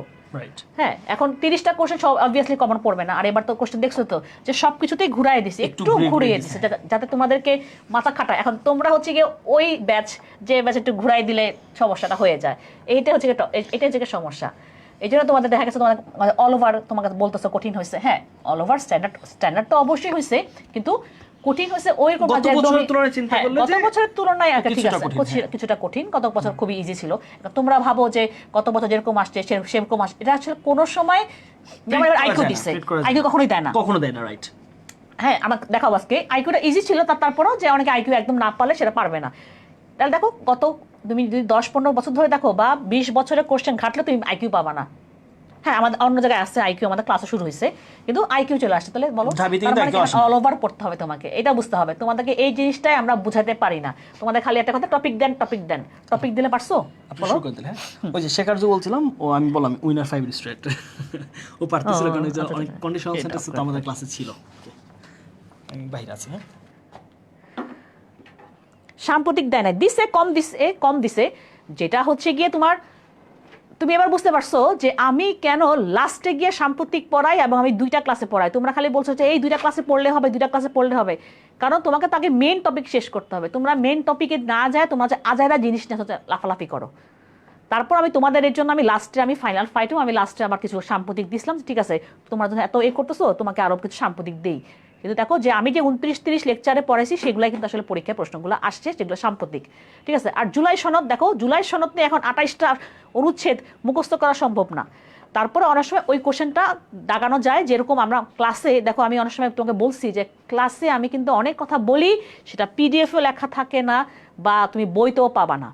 তারপর আমি অর্থনীতি আমি পড়াইছিলাম তোমাদেরকে, জিকে ফাইটার বইতে আছে, আমি এখন একটু আগে দেখতেছিলাম বইটা লাইনটা দাগানো আছে। হ্যাঁ, সো এখন তুমি যদি এখন ক্লাস না করো ঠিক মতন তাহলে তো হবে না। আমি তখন তোমাকে এই জন্য বলছিলাম, দেখো অর্থনীতি বা পৌরনীতি থেকে প্রশ্ন কিন্তু চলে আসে কিন্তু কি ঢাকা ভার্সিটিতে। আমার কথা হচ্ছে গিয়ে তুমি 25টা কোশ্চেন যদি তুমি ঠিকভাবে পারো, তুমি বাকি 5-6টা প্রশ্ন তুমি বাদই দাও, তুমি বাদ দিলাম আমি 10টা কোশ্চেন তুমি পারো না, তুমি 20টা কোশ্চেন পারবা না, আমাকে বলো তুমি 20টা কোশ্চেন পারবা না, সেটা আমার অ্যান্সার করো, তারপর আমরা ক্লাস শুরু করবো। হ্যাঁ, আইকিউটা কেন সোজা আমরা একটু পরে বুঝতে পারবো। তা চল আমরা শুরু করে দিই, লেট না করি। দেখো ফার্স্ট কোশ্চেন কি বলছে যে 1971 সালের ওরা এবার এই স্বাধীনতার ঘোষণাপত্র বা জুলাই ঘোষণা এগুলা নিয়ে কিন্তু তোমার জুলাই সনদ এই জিনিসগুলোর প্রতি কিন্তু ওরা কিন্তু কি প্রাধান্য দিছে, যে কোন বিষয়গুলোকে বাংলাদেশের জনগণের জন্য নিশ্চিত করার কথা বলা হয়েছে। বলো তোমরা কি দিছো সেটাকে বলো, 32টা এমসিকিউ হবে, কত মধ্যে 60-এর মধ্যে? 60-এর মধ্যে কি 32টা হবে সেটা বলতেছো?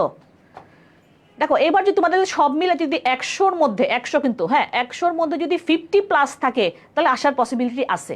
50+ সবকিছু মিলায়া 50+, সো 50+ হলে আজকে মনে হচ্ছে, তাও এটা শিওর না, তাই না? এখন তো ডিপেন্ড করে যে আমরা এখানে কয়েকজনের কথা বলতেছি, অল ওভার সবার পরীক্ষা নিয়ে শুধু না রেজাল্টটা দিবে, ঠিক আছে? তাহলে বলো এটা কি হইতে পারে, তোমার কাছে কি মনে হয়?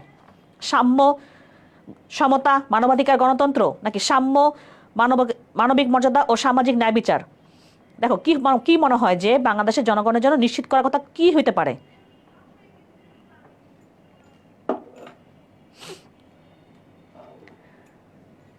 টাইম ম্যানেজমেন্ট একটা অনেক বড় একটা জিনিস। আমরা বারবার সেদিনও আমরা লাইভ ক্লাসে বলছি যে টাইম ম্যানেজমেন্টটা খুবই আমাদের গুরুত্বপূর্ণ। 32টা এমসিকিউ। আচ্ছা, তাহলে এটা হবে হচ্ছে কি অ্যান্সারটা, সাম্য, মানবিক মর্যাদা ও সামাজিক ন্যায় বিচার, এটা হবে অ্যান্সার। এবার আসি 2 নাম্বারটাই মনে হয় তোমার হচ্ছে দেখো ব্রিক্স। আমরা এই ব্রিক্স দিয়ে আমরা খুব কথাবার্তা বলতেছিলাম। দেখো আমরা জানি যে মেইন যে ব্রিক্সের যে কান্ট্রিগুলো আছে সেটার মধ্যে ব্রিক্সের পূর্ণ সদস্য না। ব্রিক্সের সাথে কোনো সম্পর্ক নাই তা না, কারণ আমরা জানি বাংলাদেশ ব্রিক্স ব্যাংকের সদস্য। বাংলাদেশ কিন্তু ব্রিক্স ব্যাংকের সদস্য। তাহলে এবার বলো কি হতে পারে, বাংলাদেশ যদি ব্রিক্স ব্যাংকের সদস্য হয় তাহলে কি হতে পারে, নট পর্যবেক্ষক, তাহলে এটা বাদ। দেখো অনেক সময় যেমন একটা কোশ্চেন আজকে আসছে, তুমি দেখবা আজকে এই কোশ্চেনটা তুমি অপশন দেখা বাদ দিতে পারো, তখন তুমি 3টা বাদ দিলে আমার একটাই থাকে, কোনটা সেটা একটু পরে বুঝবো আমরা। তাহলে যদি বাংলাদেশ যদি ব্রিক্স ব্যাংকের সদস্য হয় তাহলে এটা বাদ, এটা বাদ, এটা বাদ, তাহলে কি হবে, তাহলে বুঝতে পারছো অর্থনৈতিক সহযোগী দেশ, কারণ যেহেতু ব্রিক্স ব্যাংকের কি মেম্বার, বাংলাদেশ কিন্তু ব্রিক্স ব্যাংকের মেম্বার। দেখো মিলে কিনা, কোশ্চেনের আনসারগুলো মিলে কিনা দেখো। এবার দেখো এই যে এই জিনিসটা দেখো আসছে, দেখো এবার আমরা একটু মিলাই। হ্যাঁ কি বলছে, রিভার হবে মনে হয়, রিভার, খুব সম্ভবত রিভার মনে হয়, এখানে একটু বানানটা ভুল আসছে, কারণ বানান ভুল করলে করা যাবে না, এখানে RI হবে, RI। কি বলছে যে রিভারকে যদি এরকম ভাবে লেখা হয় তাহলে ঢাকাকে আমি কিভাবে লিখবো, তাহলে দেখো RIVER, কি বলছে দেখো এস, তার মানে কি দেখো PQRS, তার মানে আর এর পর কি বসাচ্ছে, এস বসাইছে, আই এর পর জে, ভি এর পর ডাব্লিউ, ই এর পর এফ, আর এর পর এস, তার মানে বোঝা যাচ্ছে যে PQRS তার মানে একটা গ্যাপ দিয়ে লিখছে, IJ একটা গ্যাপের পর লিখছে, ভি এর পর ডাব্লিউ, UVW, EF পরেরটা লিখছে, আর এর পর PQRS তার মানে পরেরটা লিখছে, তার মানে আমার এই ঢাকা তাহলে কি হবে, পরেরটা হবে, পরেরটা হবে। তাহলে কি ডি এর পর কি EH EFGH I, এর পর কি বি, কে এর পর কি এল, এর পর বি, তার মানে কি হবে EIBLB, তার মানে কোনটা, ওই যে প্রথমটা EIBLB, এইটা হবে অ্যান্সার। দেখছো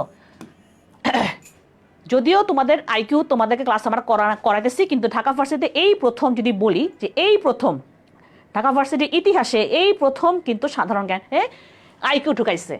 কিন্তু যদি এটা যদি একটু কেউ যদি বুঝতে পারে তাহলে কিন্তু অ্যান্সারটা করতে পারে। দেখো আমি নিজে তো এখন দেখে বললাম যে এখানে কি আর এর পর এস, তার মানে কি ডি এর পর আমার ই বসবে, তাহলে এইচ পরবর্তী আই, এর পর কি বি, জে কে এল, তার মানে কি এল, এর পর কি বি, এ বি সি এভাবে করে আসছে, তাহলে এই পরের ওয়ার্ডটা আসছে, তাহলে দেখো এখানেও তাই, সেম হিসেবে এইখানেও তাই, তাহলে আমার কি হবে ELBLB।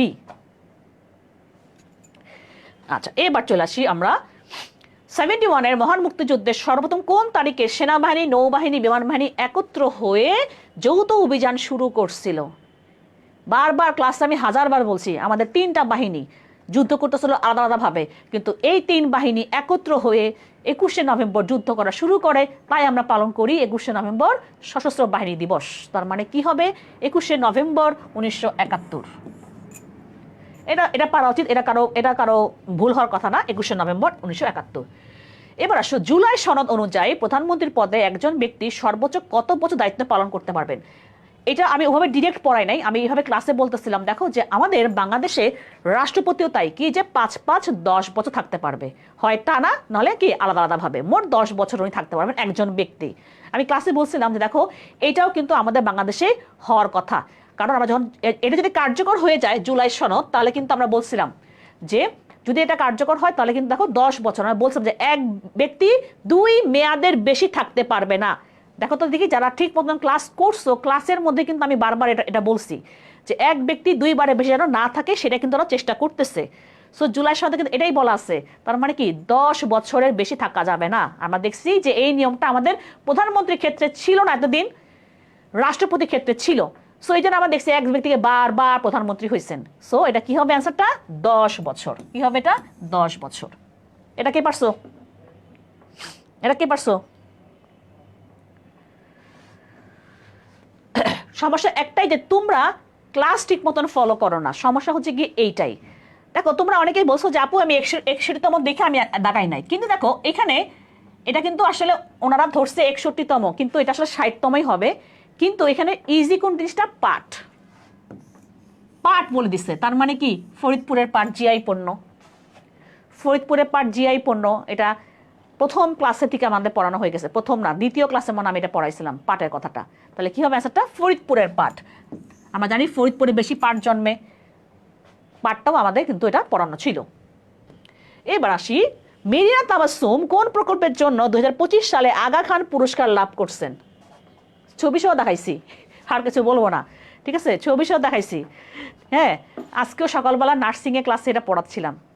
হ্যাঁ, নার্সিংয়ে ক্লাসে এটা পড়াচ্ছিলাম, তারপর দেখি কোশ্চেন আসছে, তারপর আমি ওকে দেখালাম, যে ওকে দেখালাম দেখো যে এইটা আসছে, আমি ওকে দেখাই দিতেছিলাম যে খুদে বাড়ি। হ্যাঁ, যে তারপর আমি ছবিটাও দেখাইছিলাম যে খুদে বাড়ির যেই প্রকল্পটা কিরকম সেটা সব দেখাইছিলাম। মানে কি হবে অ্যান্সারটা? খুদি বাড়ি। এই যে খুদি বাড়ি।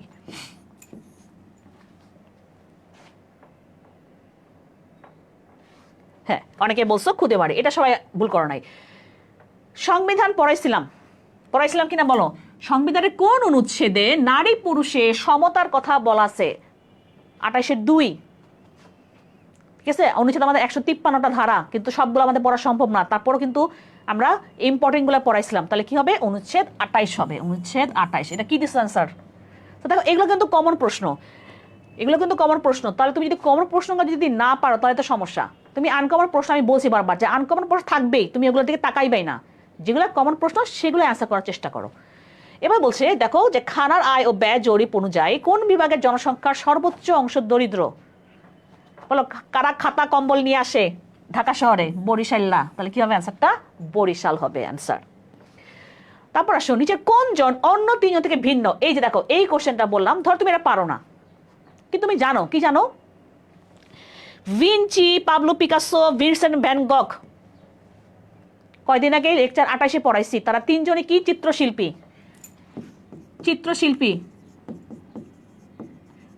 পড়াইছিলাম কিনা বলো? পাবলো পিকাসো উনিও চিত্রশিল্পী, ভিনসেন্ট ভ্যান গগ উনিও চিত্রশিল্পী।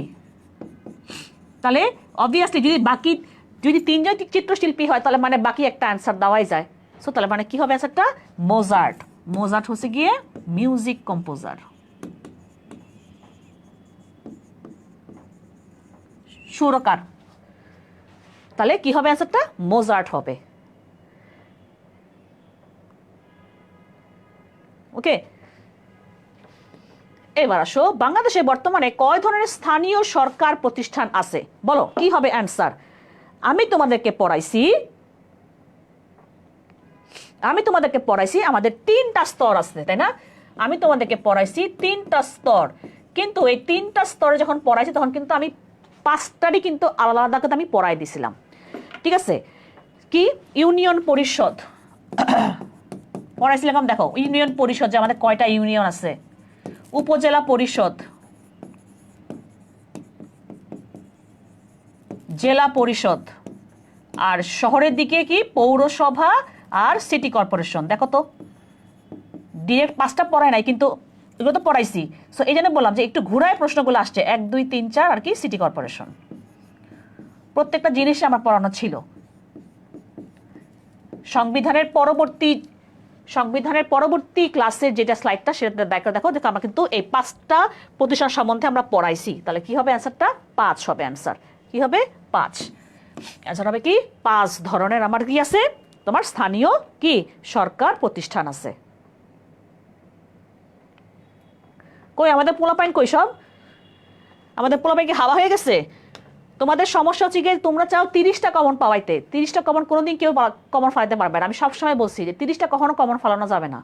হ্যাঁ, যদি প্রশ্ন যদি একটু ঘুরাই দেয় তাহলে 30টা প্রশ্ন কমন কেউ ফলাইতে পারবে না।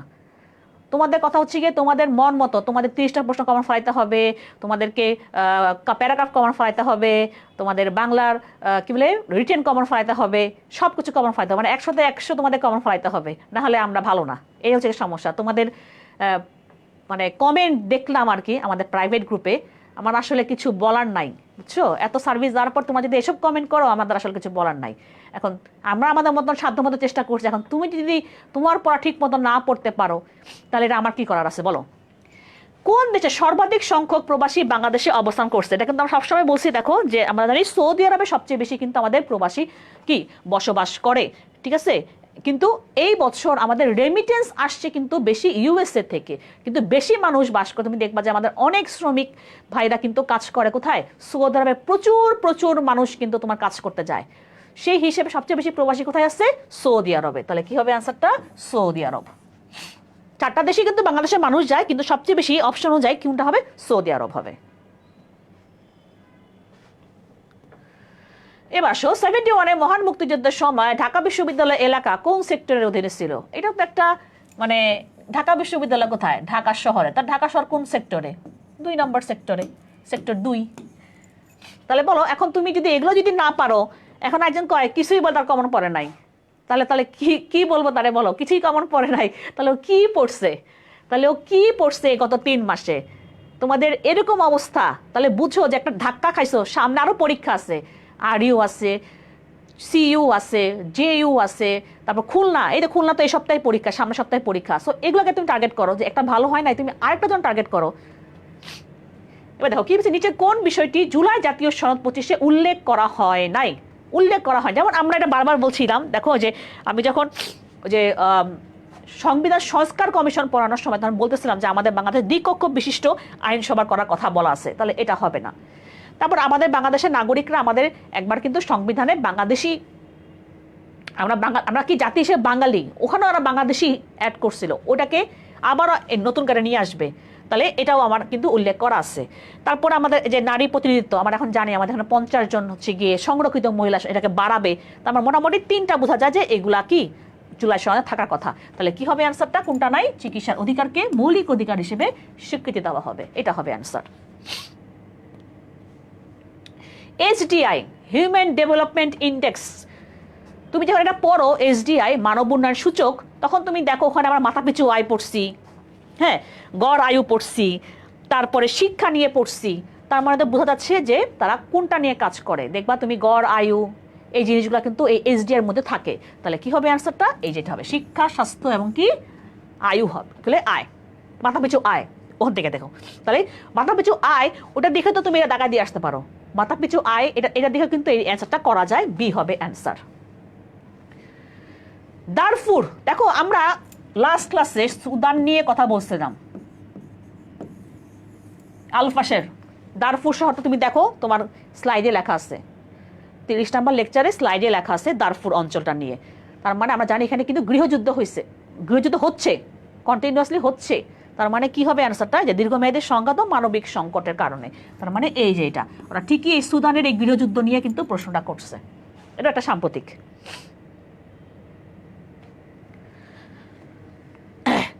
শোনো, বৃষ্টি বিশ্বাস এগুলো বইলা লাভ নাই, বুঝছো? ওই যে বললাম না যে আমাদের তো বুঝছো না 7000 স্টুডেন্ট, সবাইকে তো আমরা মন মতো করতে পারবো না। ওই মন মতো করতে না পারলে তখন তারা হচ্ছে গিয়ে সমালোচনা করা শুরু করে। তোমাদের 25 ব্যাচ হচ্ছে গিয়ে এটাই সমস্যা। আবার আমি বেশি বললে বলবো আমি দেখি তোমাদের বকা দেই, তো বকা দেই কেন তো বুঝতে পারতেছো যে কেন পড়াশোনা করার কথা বলি, এই যে এখন অনেকে ধাক্কা খাইছে। তো যাই হোক, AFC নারী এশিয়া কাপ 26-এ জায়গা নিশ্চিত করতে দেখো ওরা সবসময় এখন নারী এশিয়া কাপ বা নারীদের যে খেলাগুলো হয় সেগুলো নিয়ে কিন্তু প্রশ্ন করে, নিচে কোন দেশকে পরাজিত করছে। বলো কি হবে অ্যান্সার? কে অ্যান্সার করতে পারছো এটা? কে অ্যান্সার করতে পারছো এটা?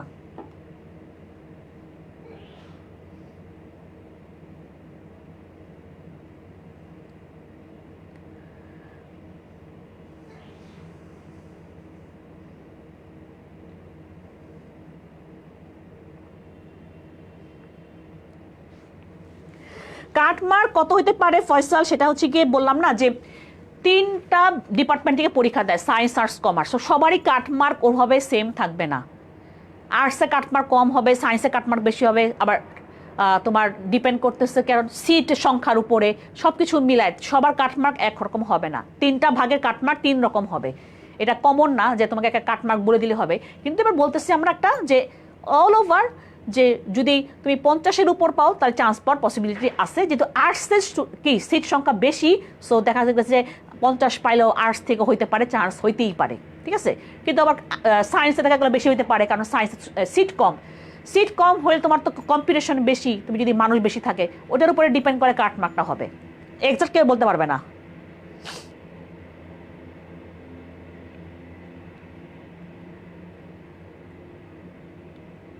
আচ্ছা, এটা হবে আচ্ছা কি হবে?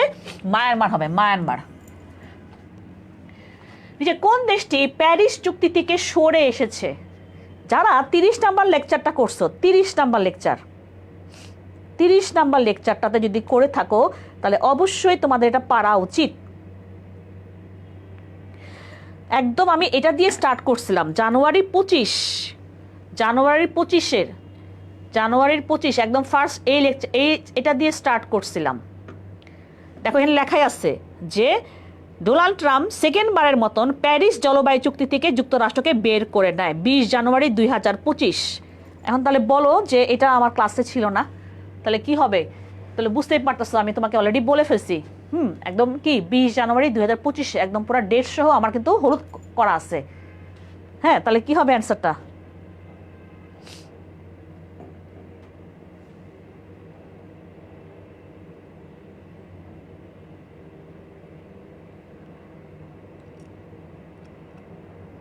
তাহলে কি হবে অ্যান্সারটা? অবভিয়াসলি যুক্তরাষ্ট্র, যেহেতু ডোনাল্ড ট্রাম্প বের করে নিচ্ছে যুক্তরাষ্ট্র থেকে, তাহলে কি হবে? অবভিয়াসলি ইউএসএ হবে।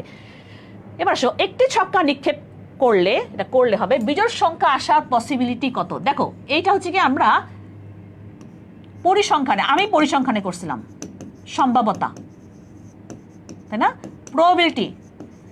প্রবাবিলিটি সম্ভাব্যতা কি আছে? ছক্কা, তার মানে কি আমরা জানি যে যেটা থাকবে সেটা হচ্ছে কি নিচে দিতে হয়। ছক্কা তার মানে কি 6।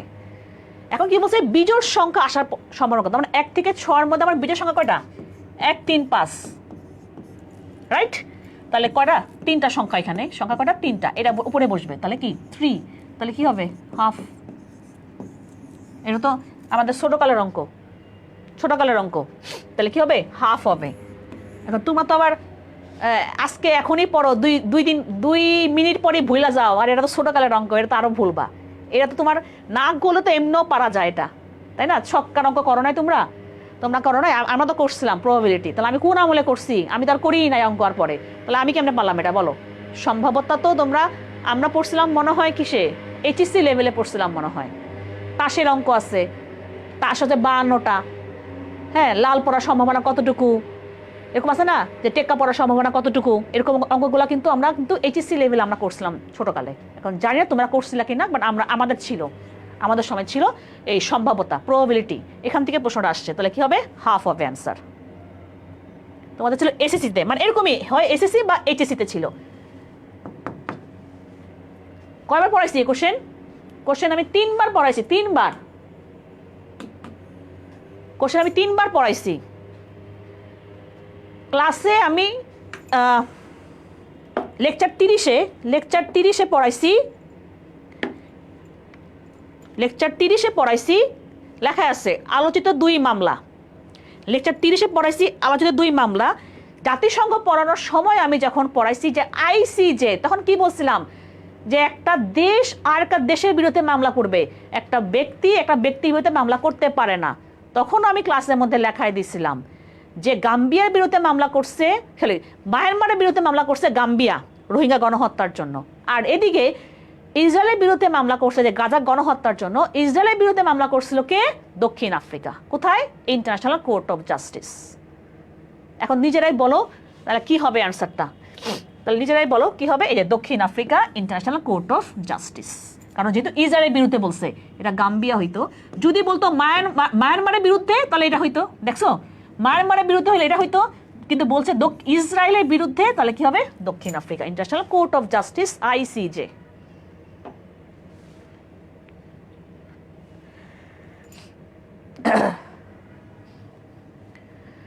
বাংলাদেশ সম্প্রতি কোন আন্তর্জাতিক মানবাধিকার চুক্তিতে স্বাক্ষর করছে? এটা আমি অলরেডি পোস্ট করছি, যে আমি এটা বাংলায় পড়াইছি, গুম বিরোধী, তাই না? আমি এটা পড়াইছি যে গুম বিরোধী, পড়াইছি কিনা? লেকচার 29 গুম বিরোধী সনদে বাংলাদেশ। তাহলে এখন গুম মানে কি বলো? গুম মানে কি? ডিসঅ্যাপিয়ারেন্স। এখন এই জন্য বললাম যে প্রশ্ন এবার একটু ঘুরায় বলছে, মানে এখন ডিরেক্ট দেয় নাই। এখন তুমি তো ওই যে ডিরেক্ট পড়ার অভ্যস্ত। দেখো গুম মানে কি? ডিসঅ্যাপিয়ারেন্স, হাওয়া হয়ে যাওয়া, গুম করে ফেলা। হ্যাঁ, তাহলে কি হবে? এইটা হবে অ্যান্সার। ডিসঅ্যাপিয়ারেন্স দেখেই হচ্ছে কি এটাকে অ্যান্সার করতে হবে। তাহলে কি হবে? বি হবে অ্যান্সার। এটা গুম বিরোধী সনদে আমরা বাংলাদেশ চুক্তি করছি। মরমী কবি শিল্পী হাসন রাজার জন্মস্থান কোথায়? বলো। এখন বলো যে সাহিত্য কেন পড়াইছে, বুঝতে পারছো? যে বাংলা পড়ানোর কারণ হচ্ছে কি এটাই, বা গান বাজনা, শিল্প সংস্কৃতি পড়ার। তার মানে এবার শিল্প সংস্কৃতি থেকে 2টা প্রশ্ন আসছে,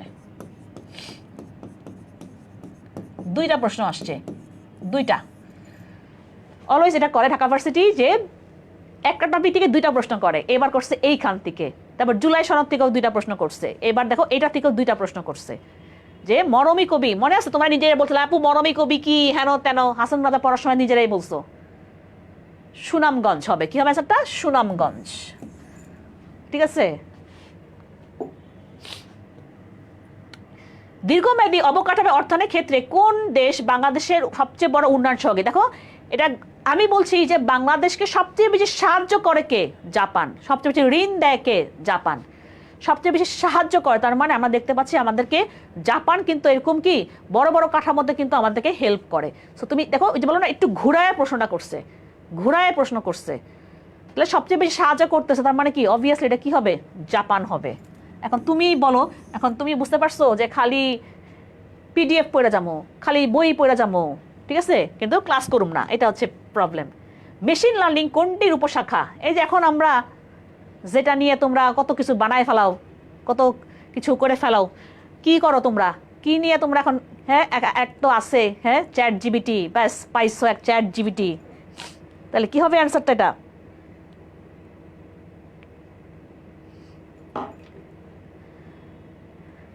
তাহলে হবে AI, artificial intelligence. Leave no one behind নিচের কোনটির মূলনীতি? আমরা কিন্তু পড়াইছিলাম জিনিসটা, সেটা কি বল দেখি, কোনটা হইতে পারে? সহস্রাব্দ উন্নয়ন লক্ষ্য, এটা এমডিজি না, তাহলে কি হবে? আমরা আরেকটা জিনিস পড়ছিলাম এখন, যেটা আমাদের বর্তমানে খুব চলতেছে, যেটা আমরা জানি 16 থেকে 30 কি এসডিজি কি সাস্টেনেবল ডেভেলপমেন্ট গোলস, তার মানে এইটা হবে অ্যান্সার, এটারই মূলনীতি এটা। সম্প্রতি কতটি ব্যাংককে একীভূত করে সমৃদ্ধ ইসলামী ব্যাংক পিএলসি গঠন করা হয়েছে? লেকচার 29-এ পড়ানো হয়েছে, লেকচার 29-এ পড়ানো হয়েছে। যখন আমরা লাস্টে আমরা অন্যান্য সাম্প্রতিক বিষয়গুলি গেছি, এই দেখো যে রুহাব, আয়ান খান রুহাব যখন আমরা পড়াইছিলাম তখনই কিন্তু আমাদের এখানে ছিল এই যে 5টি শরিয়া ভিত্তিক, আমার লেখাও আছে কত 25 সালের সেপ্টেম্বরে 5টি শরিয়া ভিত্তিক ইসলামী ব্যাংককে একীভূত করে নাম করা হয়েছে ইউনাইটেড ইসলামী ব্যাংক। তাহলে কি হবে অ্যান্সারটা? 5টা। এই যে ইউনাইটেড ইসলামী ব্যাংক। এখন কবার সমৃদ্ধ মানে কি? ইউনাইটেড। বাংলাদেশে হওয়া সর্বাধিক শক্তিশালী ভূমিকম্প হিসেবে কোনটি বিবেচিত হয়? যেহেতু আমরা এবার দেখছি এটা ভূমিকম্প হয়েছে, সো এই জন্য ওরা কিন্তু সেই অনুযায়ী কিন্তু প্রশ্নটা করছে। যদিও আমরা পড়ছি কোনটা, নরসিংদীর আর্থকোয়েকটা পড়ছি, কারণ যেহেতু এটা নতুন হয়েছে একদম সাম্প্রতিক। এটা হবে অ্যান্সারটা অপশন অনুযায়ী 97-এ চট্টগ্রামের আর্থকোয়েক। বিচার বিভাগের স্বাধীনতা কার্যকরভাবে বাস্তবায়নের জন্য একটি স্বাধীন সচিবালয় কবে প্রতিষ্ঠা? এটা একদম রিসেন্ট, একদম রিসেন্ট, হ্যাঁ একদম রিসেন্ট প্রশ্ন, নভেম্বরের লাস্টের দিকের প্রশ্ন। তাহলে বুঝতে পারছো যে ওরা প্রশ্ন বেশি দিন হয় নাই যে করছে। তোমরা খালি বলো 1 মাস আগে হয়ে যায়, 1 মাস আগে হয়ে যায়, আসলে 1 মাস আগে হয় না। এখন তো বুঝতে পারছো এটা হবে 30শে নভেম্বর 25 এটা প্রতিষ্ঠা করা হয়েছে। মোরা একটি ফুলকে বাঁচাবো বলে যুদ্ধ করি, গানটির রচয়িতা গীতিকার গ দিয়ে গোবিন্দ হালদার, বারবার বলছি, তাহলে মানে কি হবে? গ গ গোবিন্দ হালদার। তাহলে দেখছো সংস্কৃতি বা শিল্প সংস্কৃতিকে 2টা প্রশ্ন। আবার ওদিকে যদি ধরি ইন্টারন্যাশনালও কিন্তু একটা এরকম কিন্তু তোমার এই শিল্প সংস্কৃতি থেকে প্রশ্ন আসে। অর্থনীতি পড়াইছি, আমার লেকচারটা মনে নাই, আমি আমার বইতে দেখলাম জিকে ফাইটারের মধ্যে একদম লাইনটা লেখাই আছে যে মুদ্রাস্ফীতি ঘটে কখন? যখন অর্থের যোগান বৃদ্ধি পায়। তুমি যদি যাদের কাছে জিকে ফাইটার বই আছে বইটা খুলো, জিকে ফাইটারের বইতে অর্থনীতিতে মুদ্রাস্ফীতি আলাদাভাবে টপিকই আছে। যারা জিকে ফাইটার বইটা ফুল পড়তে পারছো তাদের কাছে এটা কমন পড়ার কথা। ওকে, তাহলে আমরা মোটামুটি সবই প্রশ্ন করে দিলাম। 30-15 মানে কি 60টা প্রশ্ন আমরা সলভ করে দিলাম। মোটামুটি আমাদের এইটাই যে অ্যান্সারগুলো মোটামুটি আমরা সর্বাধিক সঠিক অ্যান্সার করে ধরে আমরা বলে সলভটা দিছি। সো এখন তাহলে বুঝতে পারবা তোমাদের অবস্থানটা কীরকম, হ্যাঁ, যে তোমরা যে পরীক্ষাটা দিয়ে আসছো আর 4740। সো তুমি যদি ভালোভাবে লিখে দিয়ে আসতে পারো রিটেনটা, আর এখানে যদি এমসিকিউটা মোটামুটি ভালো হয়, যে 60 পাওয়া লাগবে না, 60 পাওয়া লাগবে না যে অবস্থা, হ্যাঁ সবার। সো যদি একটা ভালো মতো মোটামুটি লেভেলে একটা পরীক্ষা দিয়ে আসলে আশা করা যায়, হ্যাঁ, যে তোমার আসতে পারে। কনফার্ম করে বলবো না, কারণ এটা কোনো নিশ্চয়তা নাই। কারণ আবারও বলতেছি যে কাটমার্ক 3টা বিভাগের জন্য কিন্তু 3 রকম হবে। তুমি সায়েন্সের হলে তোমার একরকম আসবে, দেখা যাবে আর্টসের একজন নাম্বার কম হওয়া সত্ত্বেও হয়ে যেতে পারে, কারণ তার ওদিকে কি তোমার আর্টসের কি সিট বেশি, এই কারণে হচ্ছে গিয়ে এইটাই। সো এখন তোমার সামনে কি আছে দেখো, সামনে আমার কেইউ 18 তারিখে, জেইউ, জেএনইউ, তারপরে হচ্ছে গিয়ে কি আছে সামনে আরো আরইউ, সিইউ, তারপরে কুমিল্লা। যদিও কুমিল্লাতে তোমাদের যার যার বিভাগ থেকে প্রশ্ন আসবে, যারা সায়েন্স তাদের তো আমরা হেল্প করতে পারবো না ফিজিক্স কেমিস্ট্রি দিয়ে। তারপরে সাস্টেরও একই অবস্থা, সাস্টও দেখা গেছে যে কি বিভাগ থেকে বিভাগ ওয়াইজ থেকে প্রশ্ন করবে না। এই দুইটা জায়গায় তোমরা যারা সায়েন্সের স্টুডেন্ট তারা একটু ধরা খাবা, কারণ যেহেতু সায়েন্সের তোমার বিভাগ থেকে প্রশ্ন আসবে। এরপর দেখো এরপরে দেরি আছে, জিএসটি দেরি আছে, 7 কলেজে কোনো কিছু দেয় না এখনো, ঠিক আছে, এগুলা তাহলে আমি লাস্টে ধরলাম এগুলা, ঠিক আছে। তারপরে এনইউ এখনো কোনো ডেট দেয় না, কিন্তু এই মাসের মধ্যে তো অবশ্য বলে দিচ্ছে যে মানে ফর্ম ফিল আপ করতে হবে। তো তার মানে তোমার পরীক্ষা কিন্তু আরও আছে, এমন তো না এক পরীক্ষা দিছো থেকে শেষ, তা তো না। তুমি যেমন আমি তোমাকে বলছিলাম গত বছর এরকমও হয়েছিল আমাদের নাহিয়ান, যে ও আমাকে বলছিল যে ওর ইংলিশে ওর 4.5 আসবে রিটেনে, তাই আসছে 5 আসে না, থেকে ফেল, কিন্তু ও পরে দেখো জেউতে গিয়ে চান্স পাইছে। সো তোমরা এটাই রাখো যে সামনে যে টার্গেট আছে এখনই কান্নাকাটি না করে সামনে যে টার্গেটগুলো আছে সেগুলোকে অ্যাচিভ করার চেষ্টা করো। এখন তো বুঝতে পারছো যে পড়াশোনা না করলে যে কি হবে, সেটা তো আজকে ধাক্কাটা খাইছো যারা আজকে ফার্স্ট পরীক্ষা দিছো, এতদিন তো গায়ে হাওয়া লাগাইছো, যা ইচ্ছা করছো। হ্যাঁ, তোমাদের তো মানে সমস্যা কি যে সেটা তোমরা টিচারকে সম্মান দিতে জানো না, তোমরা খুচায় খুচায় কথা বলবা। কিন্তু একটু তোমরা যদি ফেসবুকের এই রিলস দেখা কমায় যদি একটু পড়ার দিকে মনোযোগ দিত, তাহলে আজকে অনেকের পরীক্ষাটা ভালো হইতো। তো যাই হোক, তাহলে আর কিছু বলবো না, তোমাদেরকে অনেক কিছু বলছি, আর আমি সামনে ফার্দার তোমাদের কোনো বকাশকা দিব না, বুঝছো। তোমাদের বিহেভিয়ারে আমি অনেক দুঃখিত, ঠিক আছে। তো এই জিনিসগুলো দেখো, যে এই যে ইউনিভার্সিটিগুলো আছে যাদের টার্গেট, অনেকের টার্গেট আছে আমার আরইউ, অনেকের টার্গেট আছে সিইউ। তুমি এখনই দেখছো, বুঝতে পারছো পরীক্ষার প্রশ্নগুলো কিরকম হইতে পারে, তুমি সেভাবে পড়াশোনা শুরু করে দাও। তোমাদের সবই ক্লাসগুলো করা আছে, তুমি ক্লাসগুলো বারবার রিভিশন দাও।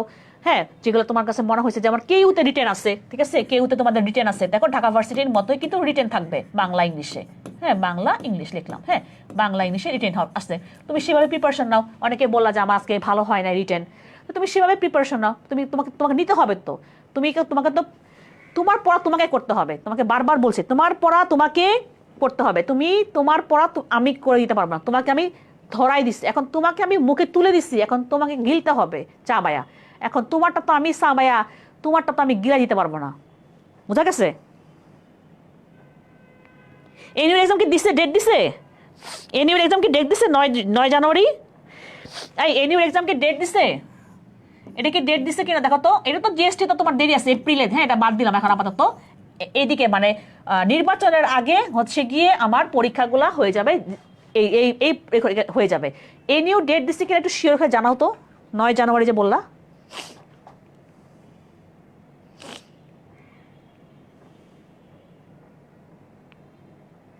না মুইজ আর বকা দিব না ভাই, তোমাদেরকে বকা দিয়ে আমি খারাপ হয়ে গেছি।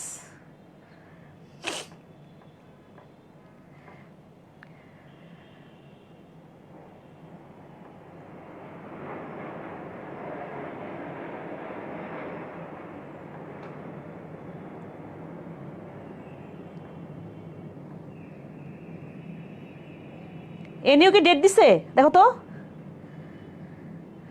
একজন বলো 9 জানুয়ারি, এটা কি শিওর নাকি?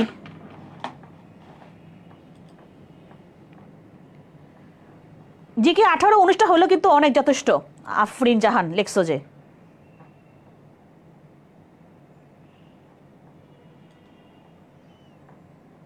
যাই হোক এখন যদি এনিউ ডেট দেয় আমি তো জানাই দিব যে এনিউ ডেটটা কবে। সো এনিউতে তোমাদের যেটা আমি বলি, আবার ন্যাশনালে তোমার দেখো জিকে বাংলা ইংলিশ কমন যা যা পড়ছো এখানে, তাই 60 মার্ক এখানে কাভার হবে, 60 মার্ক 20 করে এখানে 60, বাকি 40 হচ্ছে গিয়ে যার যার বিভাগ থেকে পরীক্ষা তোমাদেরকে দিতে হবে, যার যার বিভাগ ওয়াইজ প্রশ্ন আসবে। সায়েন্স থেকে সায়েন্স, আর্টস থেকে আর্টস, কমার্স থেকে কমার্স, এই 40 মার্কস তোমাকে যার যার বিভাগ থেকে পরীক্ষা পড়তে হবে। তোমাদের 60 মার্ক কিন্তু আমরা কাভার করে দিছি অলরেডি, 60 মার্ক তোমাদের অলরেডি কাভার হয়ে গেছে। আর এনিউতে তো কঠিন প্রশ্ন হয়ও না, ঠিক আছে? সো ভয় পাওয়ার কিছু নাই, যে তোমরা যে প্রিপারেশন নিচ্ছ তুমি আরো অনেক জায়গায় পরীক্ষা দিতে পারবা, কিন্তু কথা হচ্ছে গিয়ে পড়াশোনা করে দিও। পড়াশোনা ছাড়া করে দিলে তোমরা বুঝতেই পারছো আজকের যে অবস্থা। ওকে, তাহলে ইনশাল্লাহ তাহলে আবারও কোনো সময় দেখা হবে কোনো না কোনো ক্লাসে। আপাতত আল্লাহ হাফেজ, টাটা। তাহলে আমরা মোটামুটি 60টা প্রশ্ন আমরা আজকে পড়াই দিছি। ওকে, হ্যাঁ আমার জানা মতো তো এ নিউ ডেট দেয় নাই। তা একজন কেন বললো যে নিউ ডেট দিছে, এই জন্য বললাম যে 31 ডিসেম্বর পর্যন্ত লাস্ট, হ্যাঁ মানে ফর্ম ফিল আপ করা, বাট ডেট দেয় নাই। বাকিগুলো ডেট দিছে, যখন সবই ডেট দিয়ে দিছে।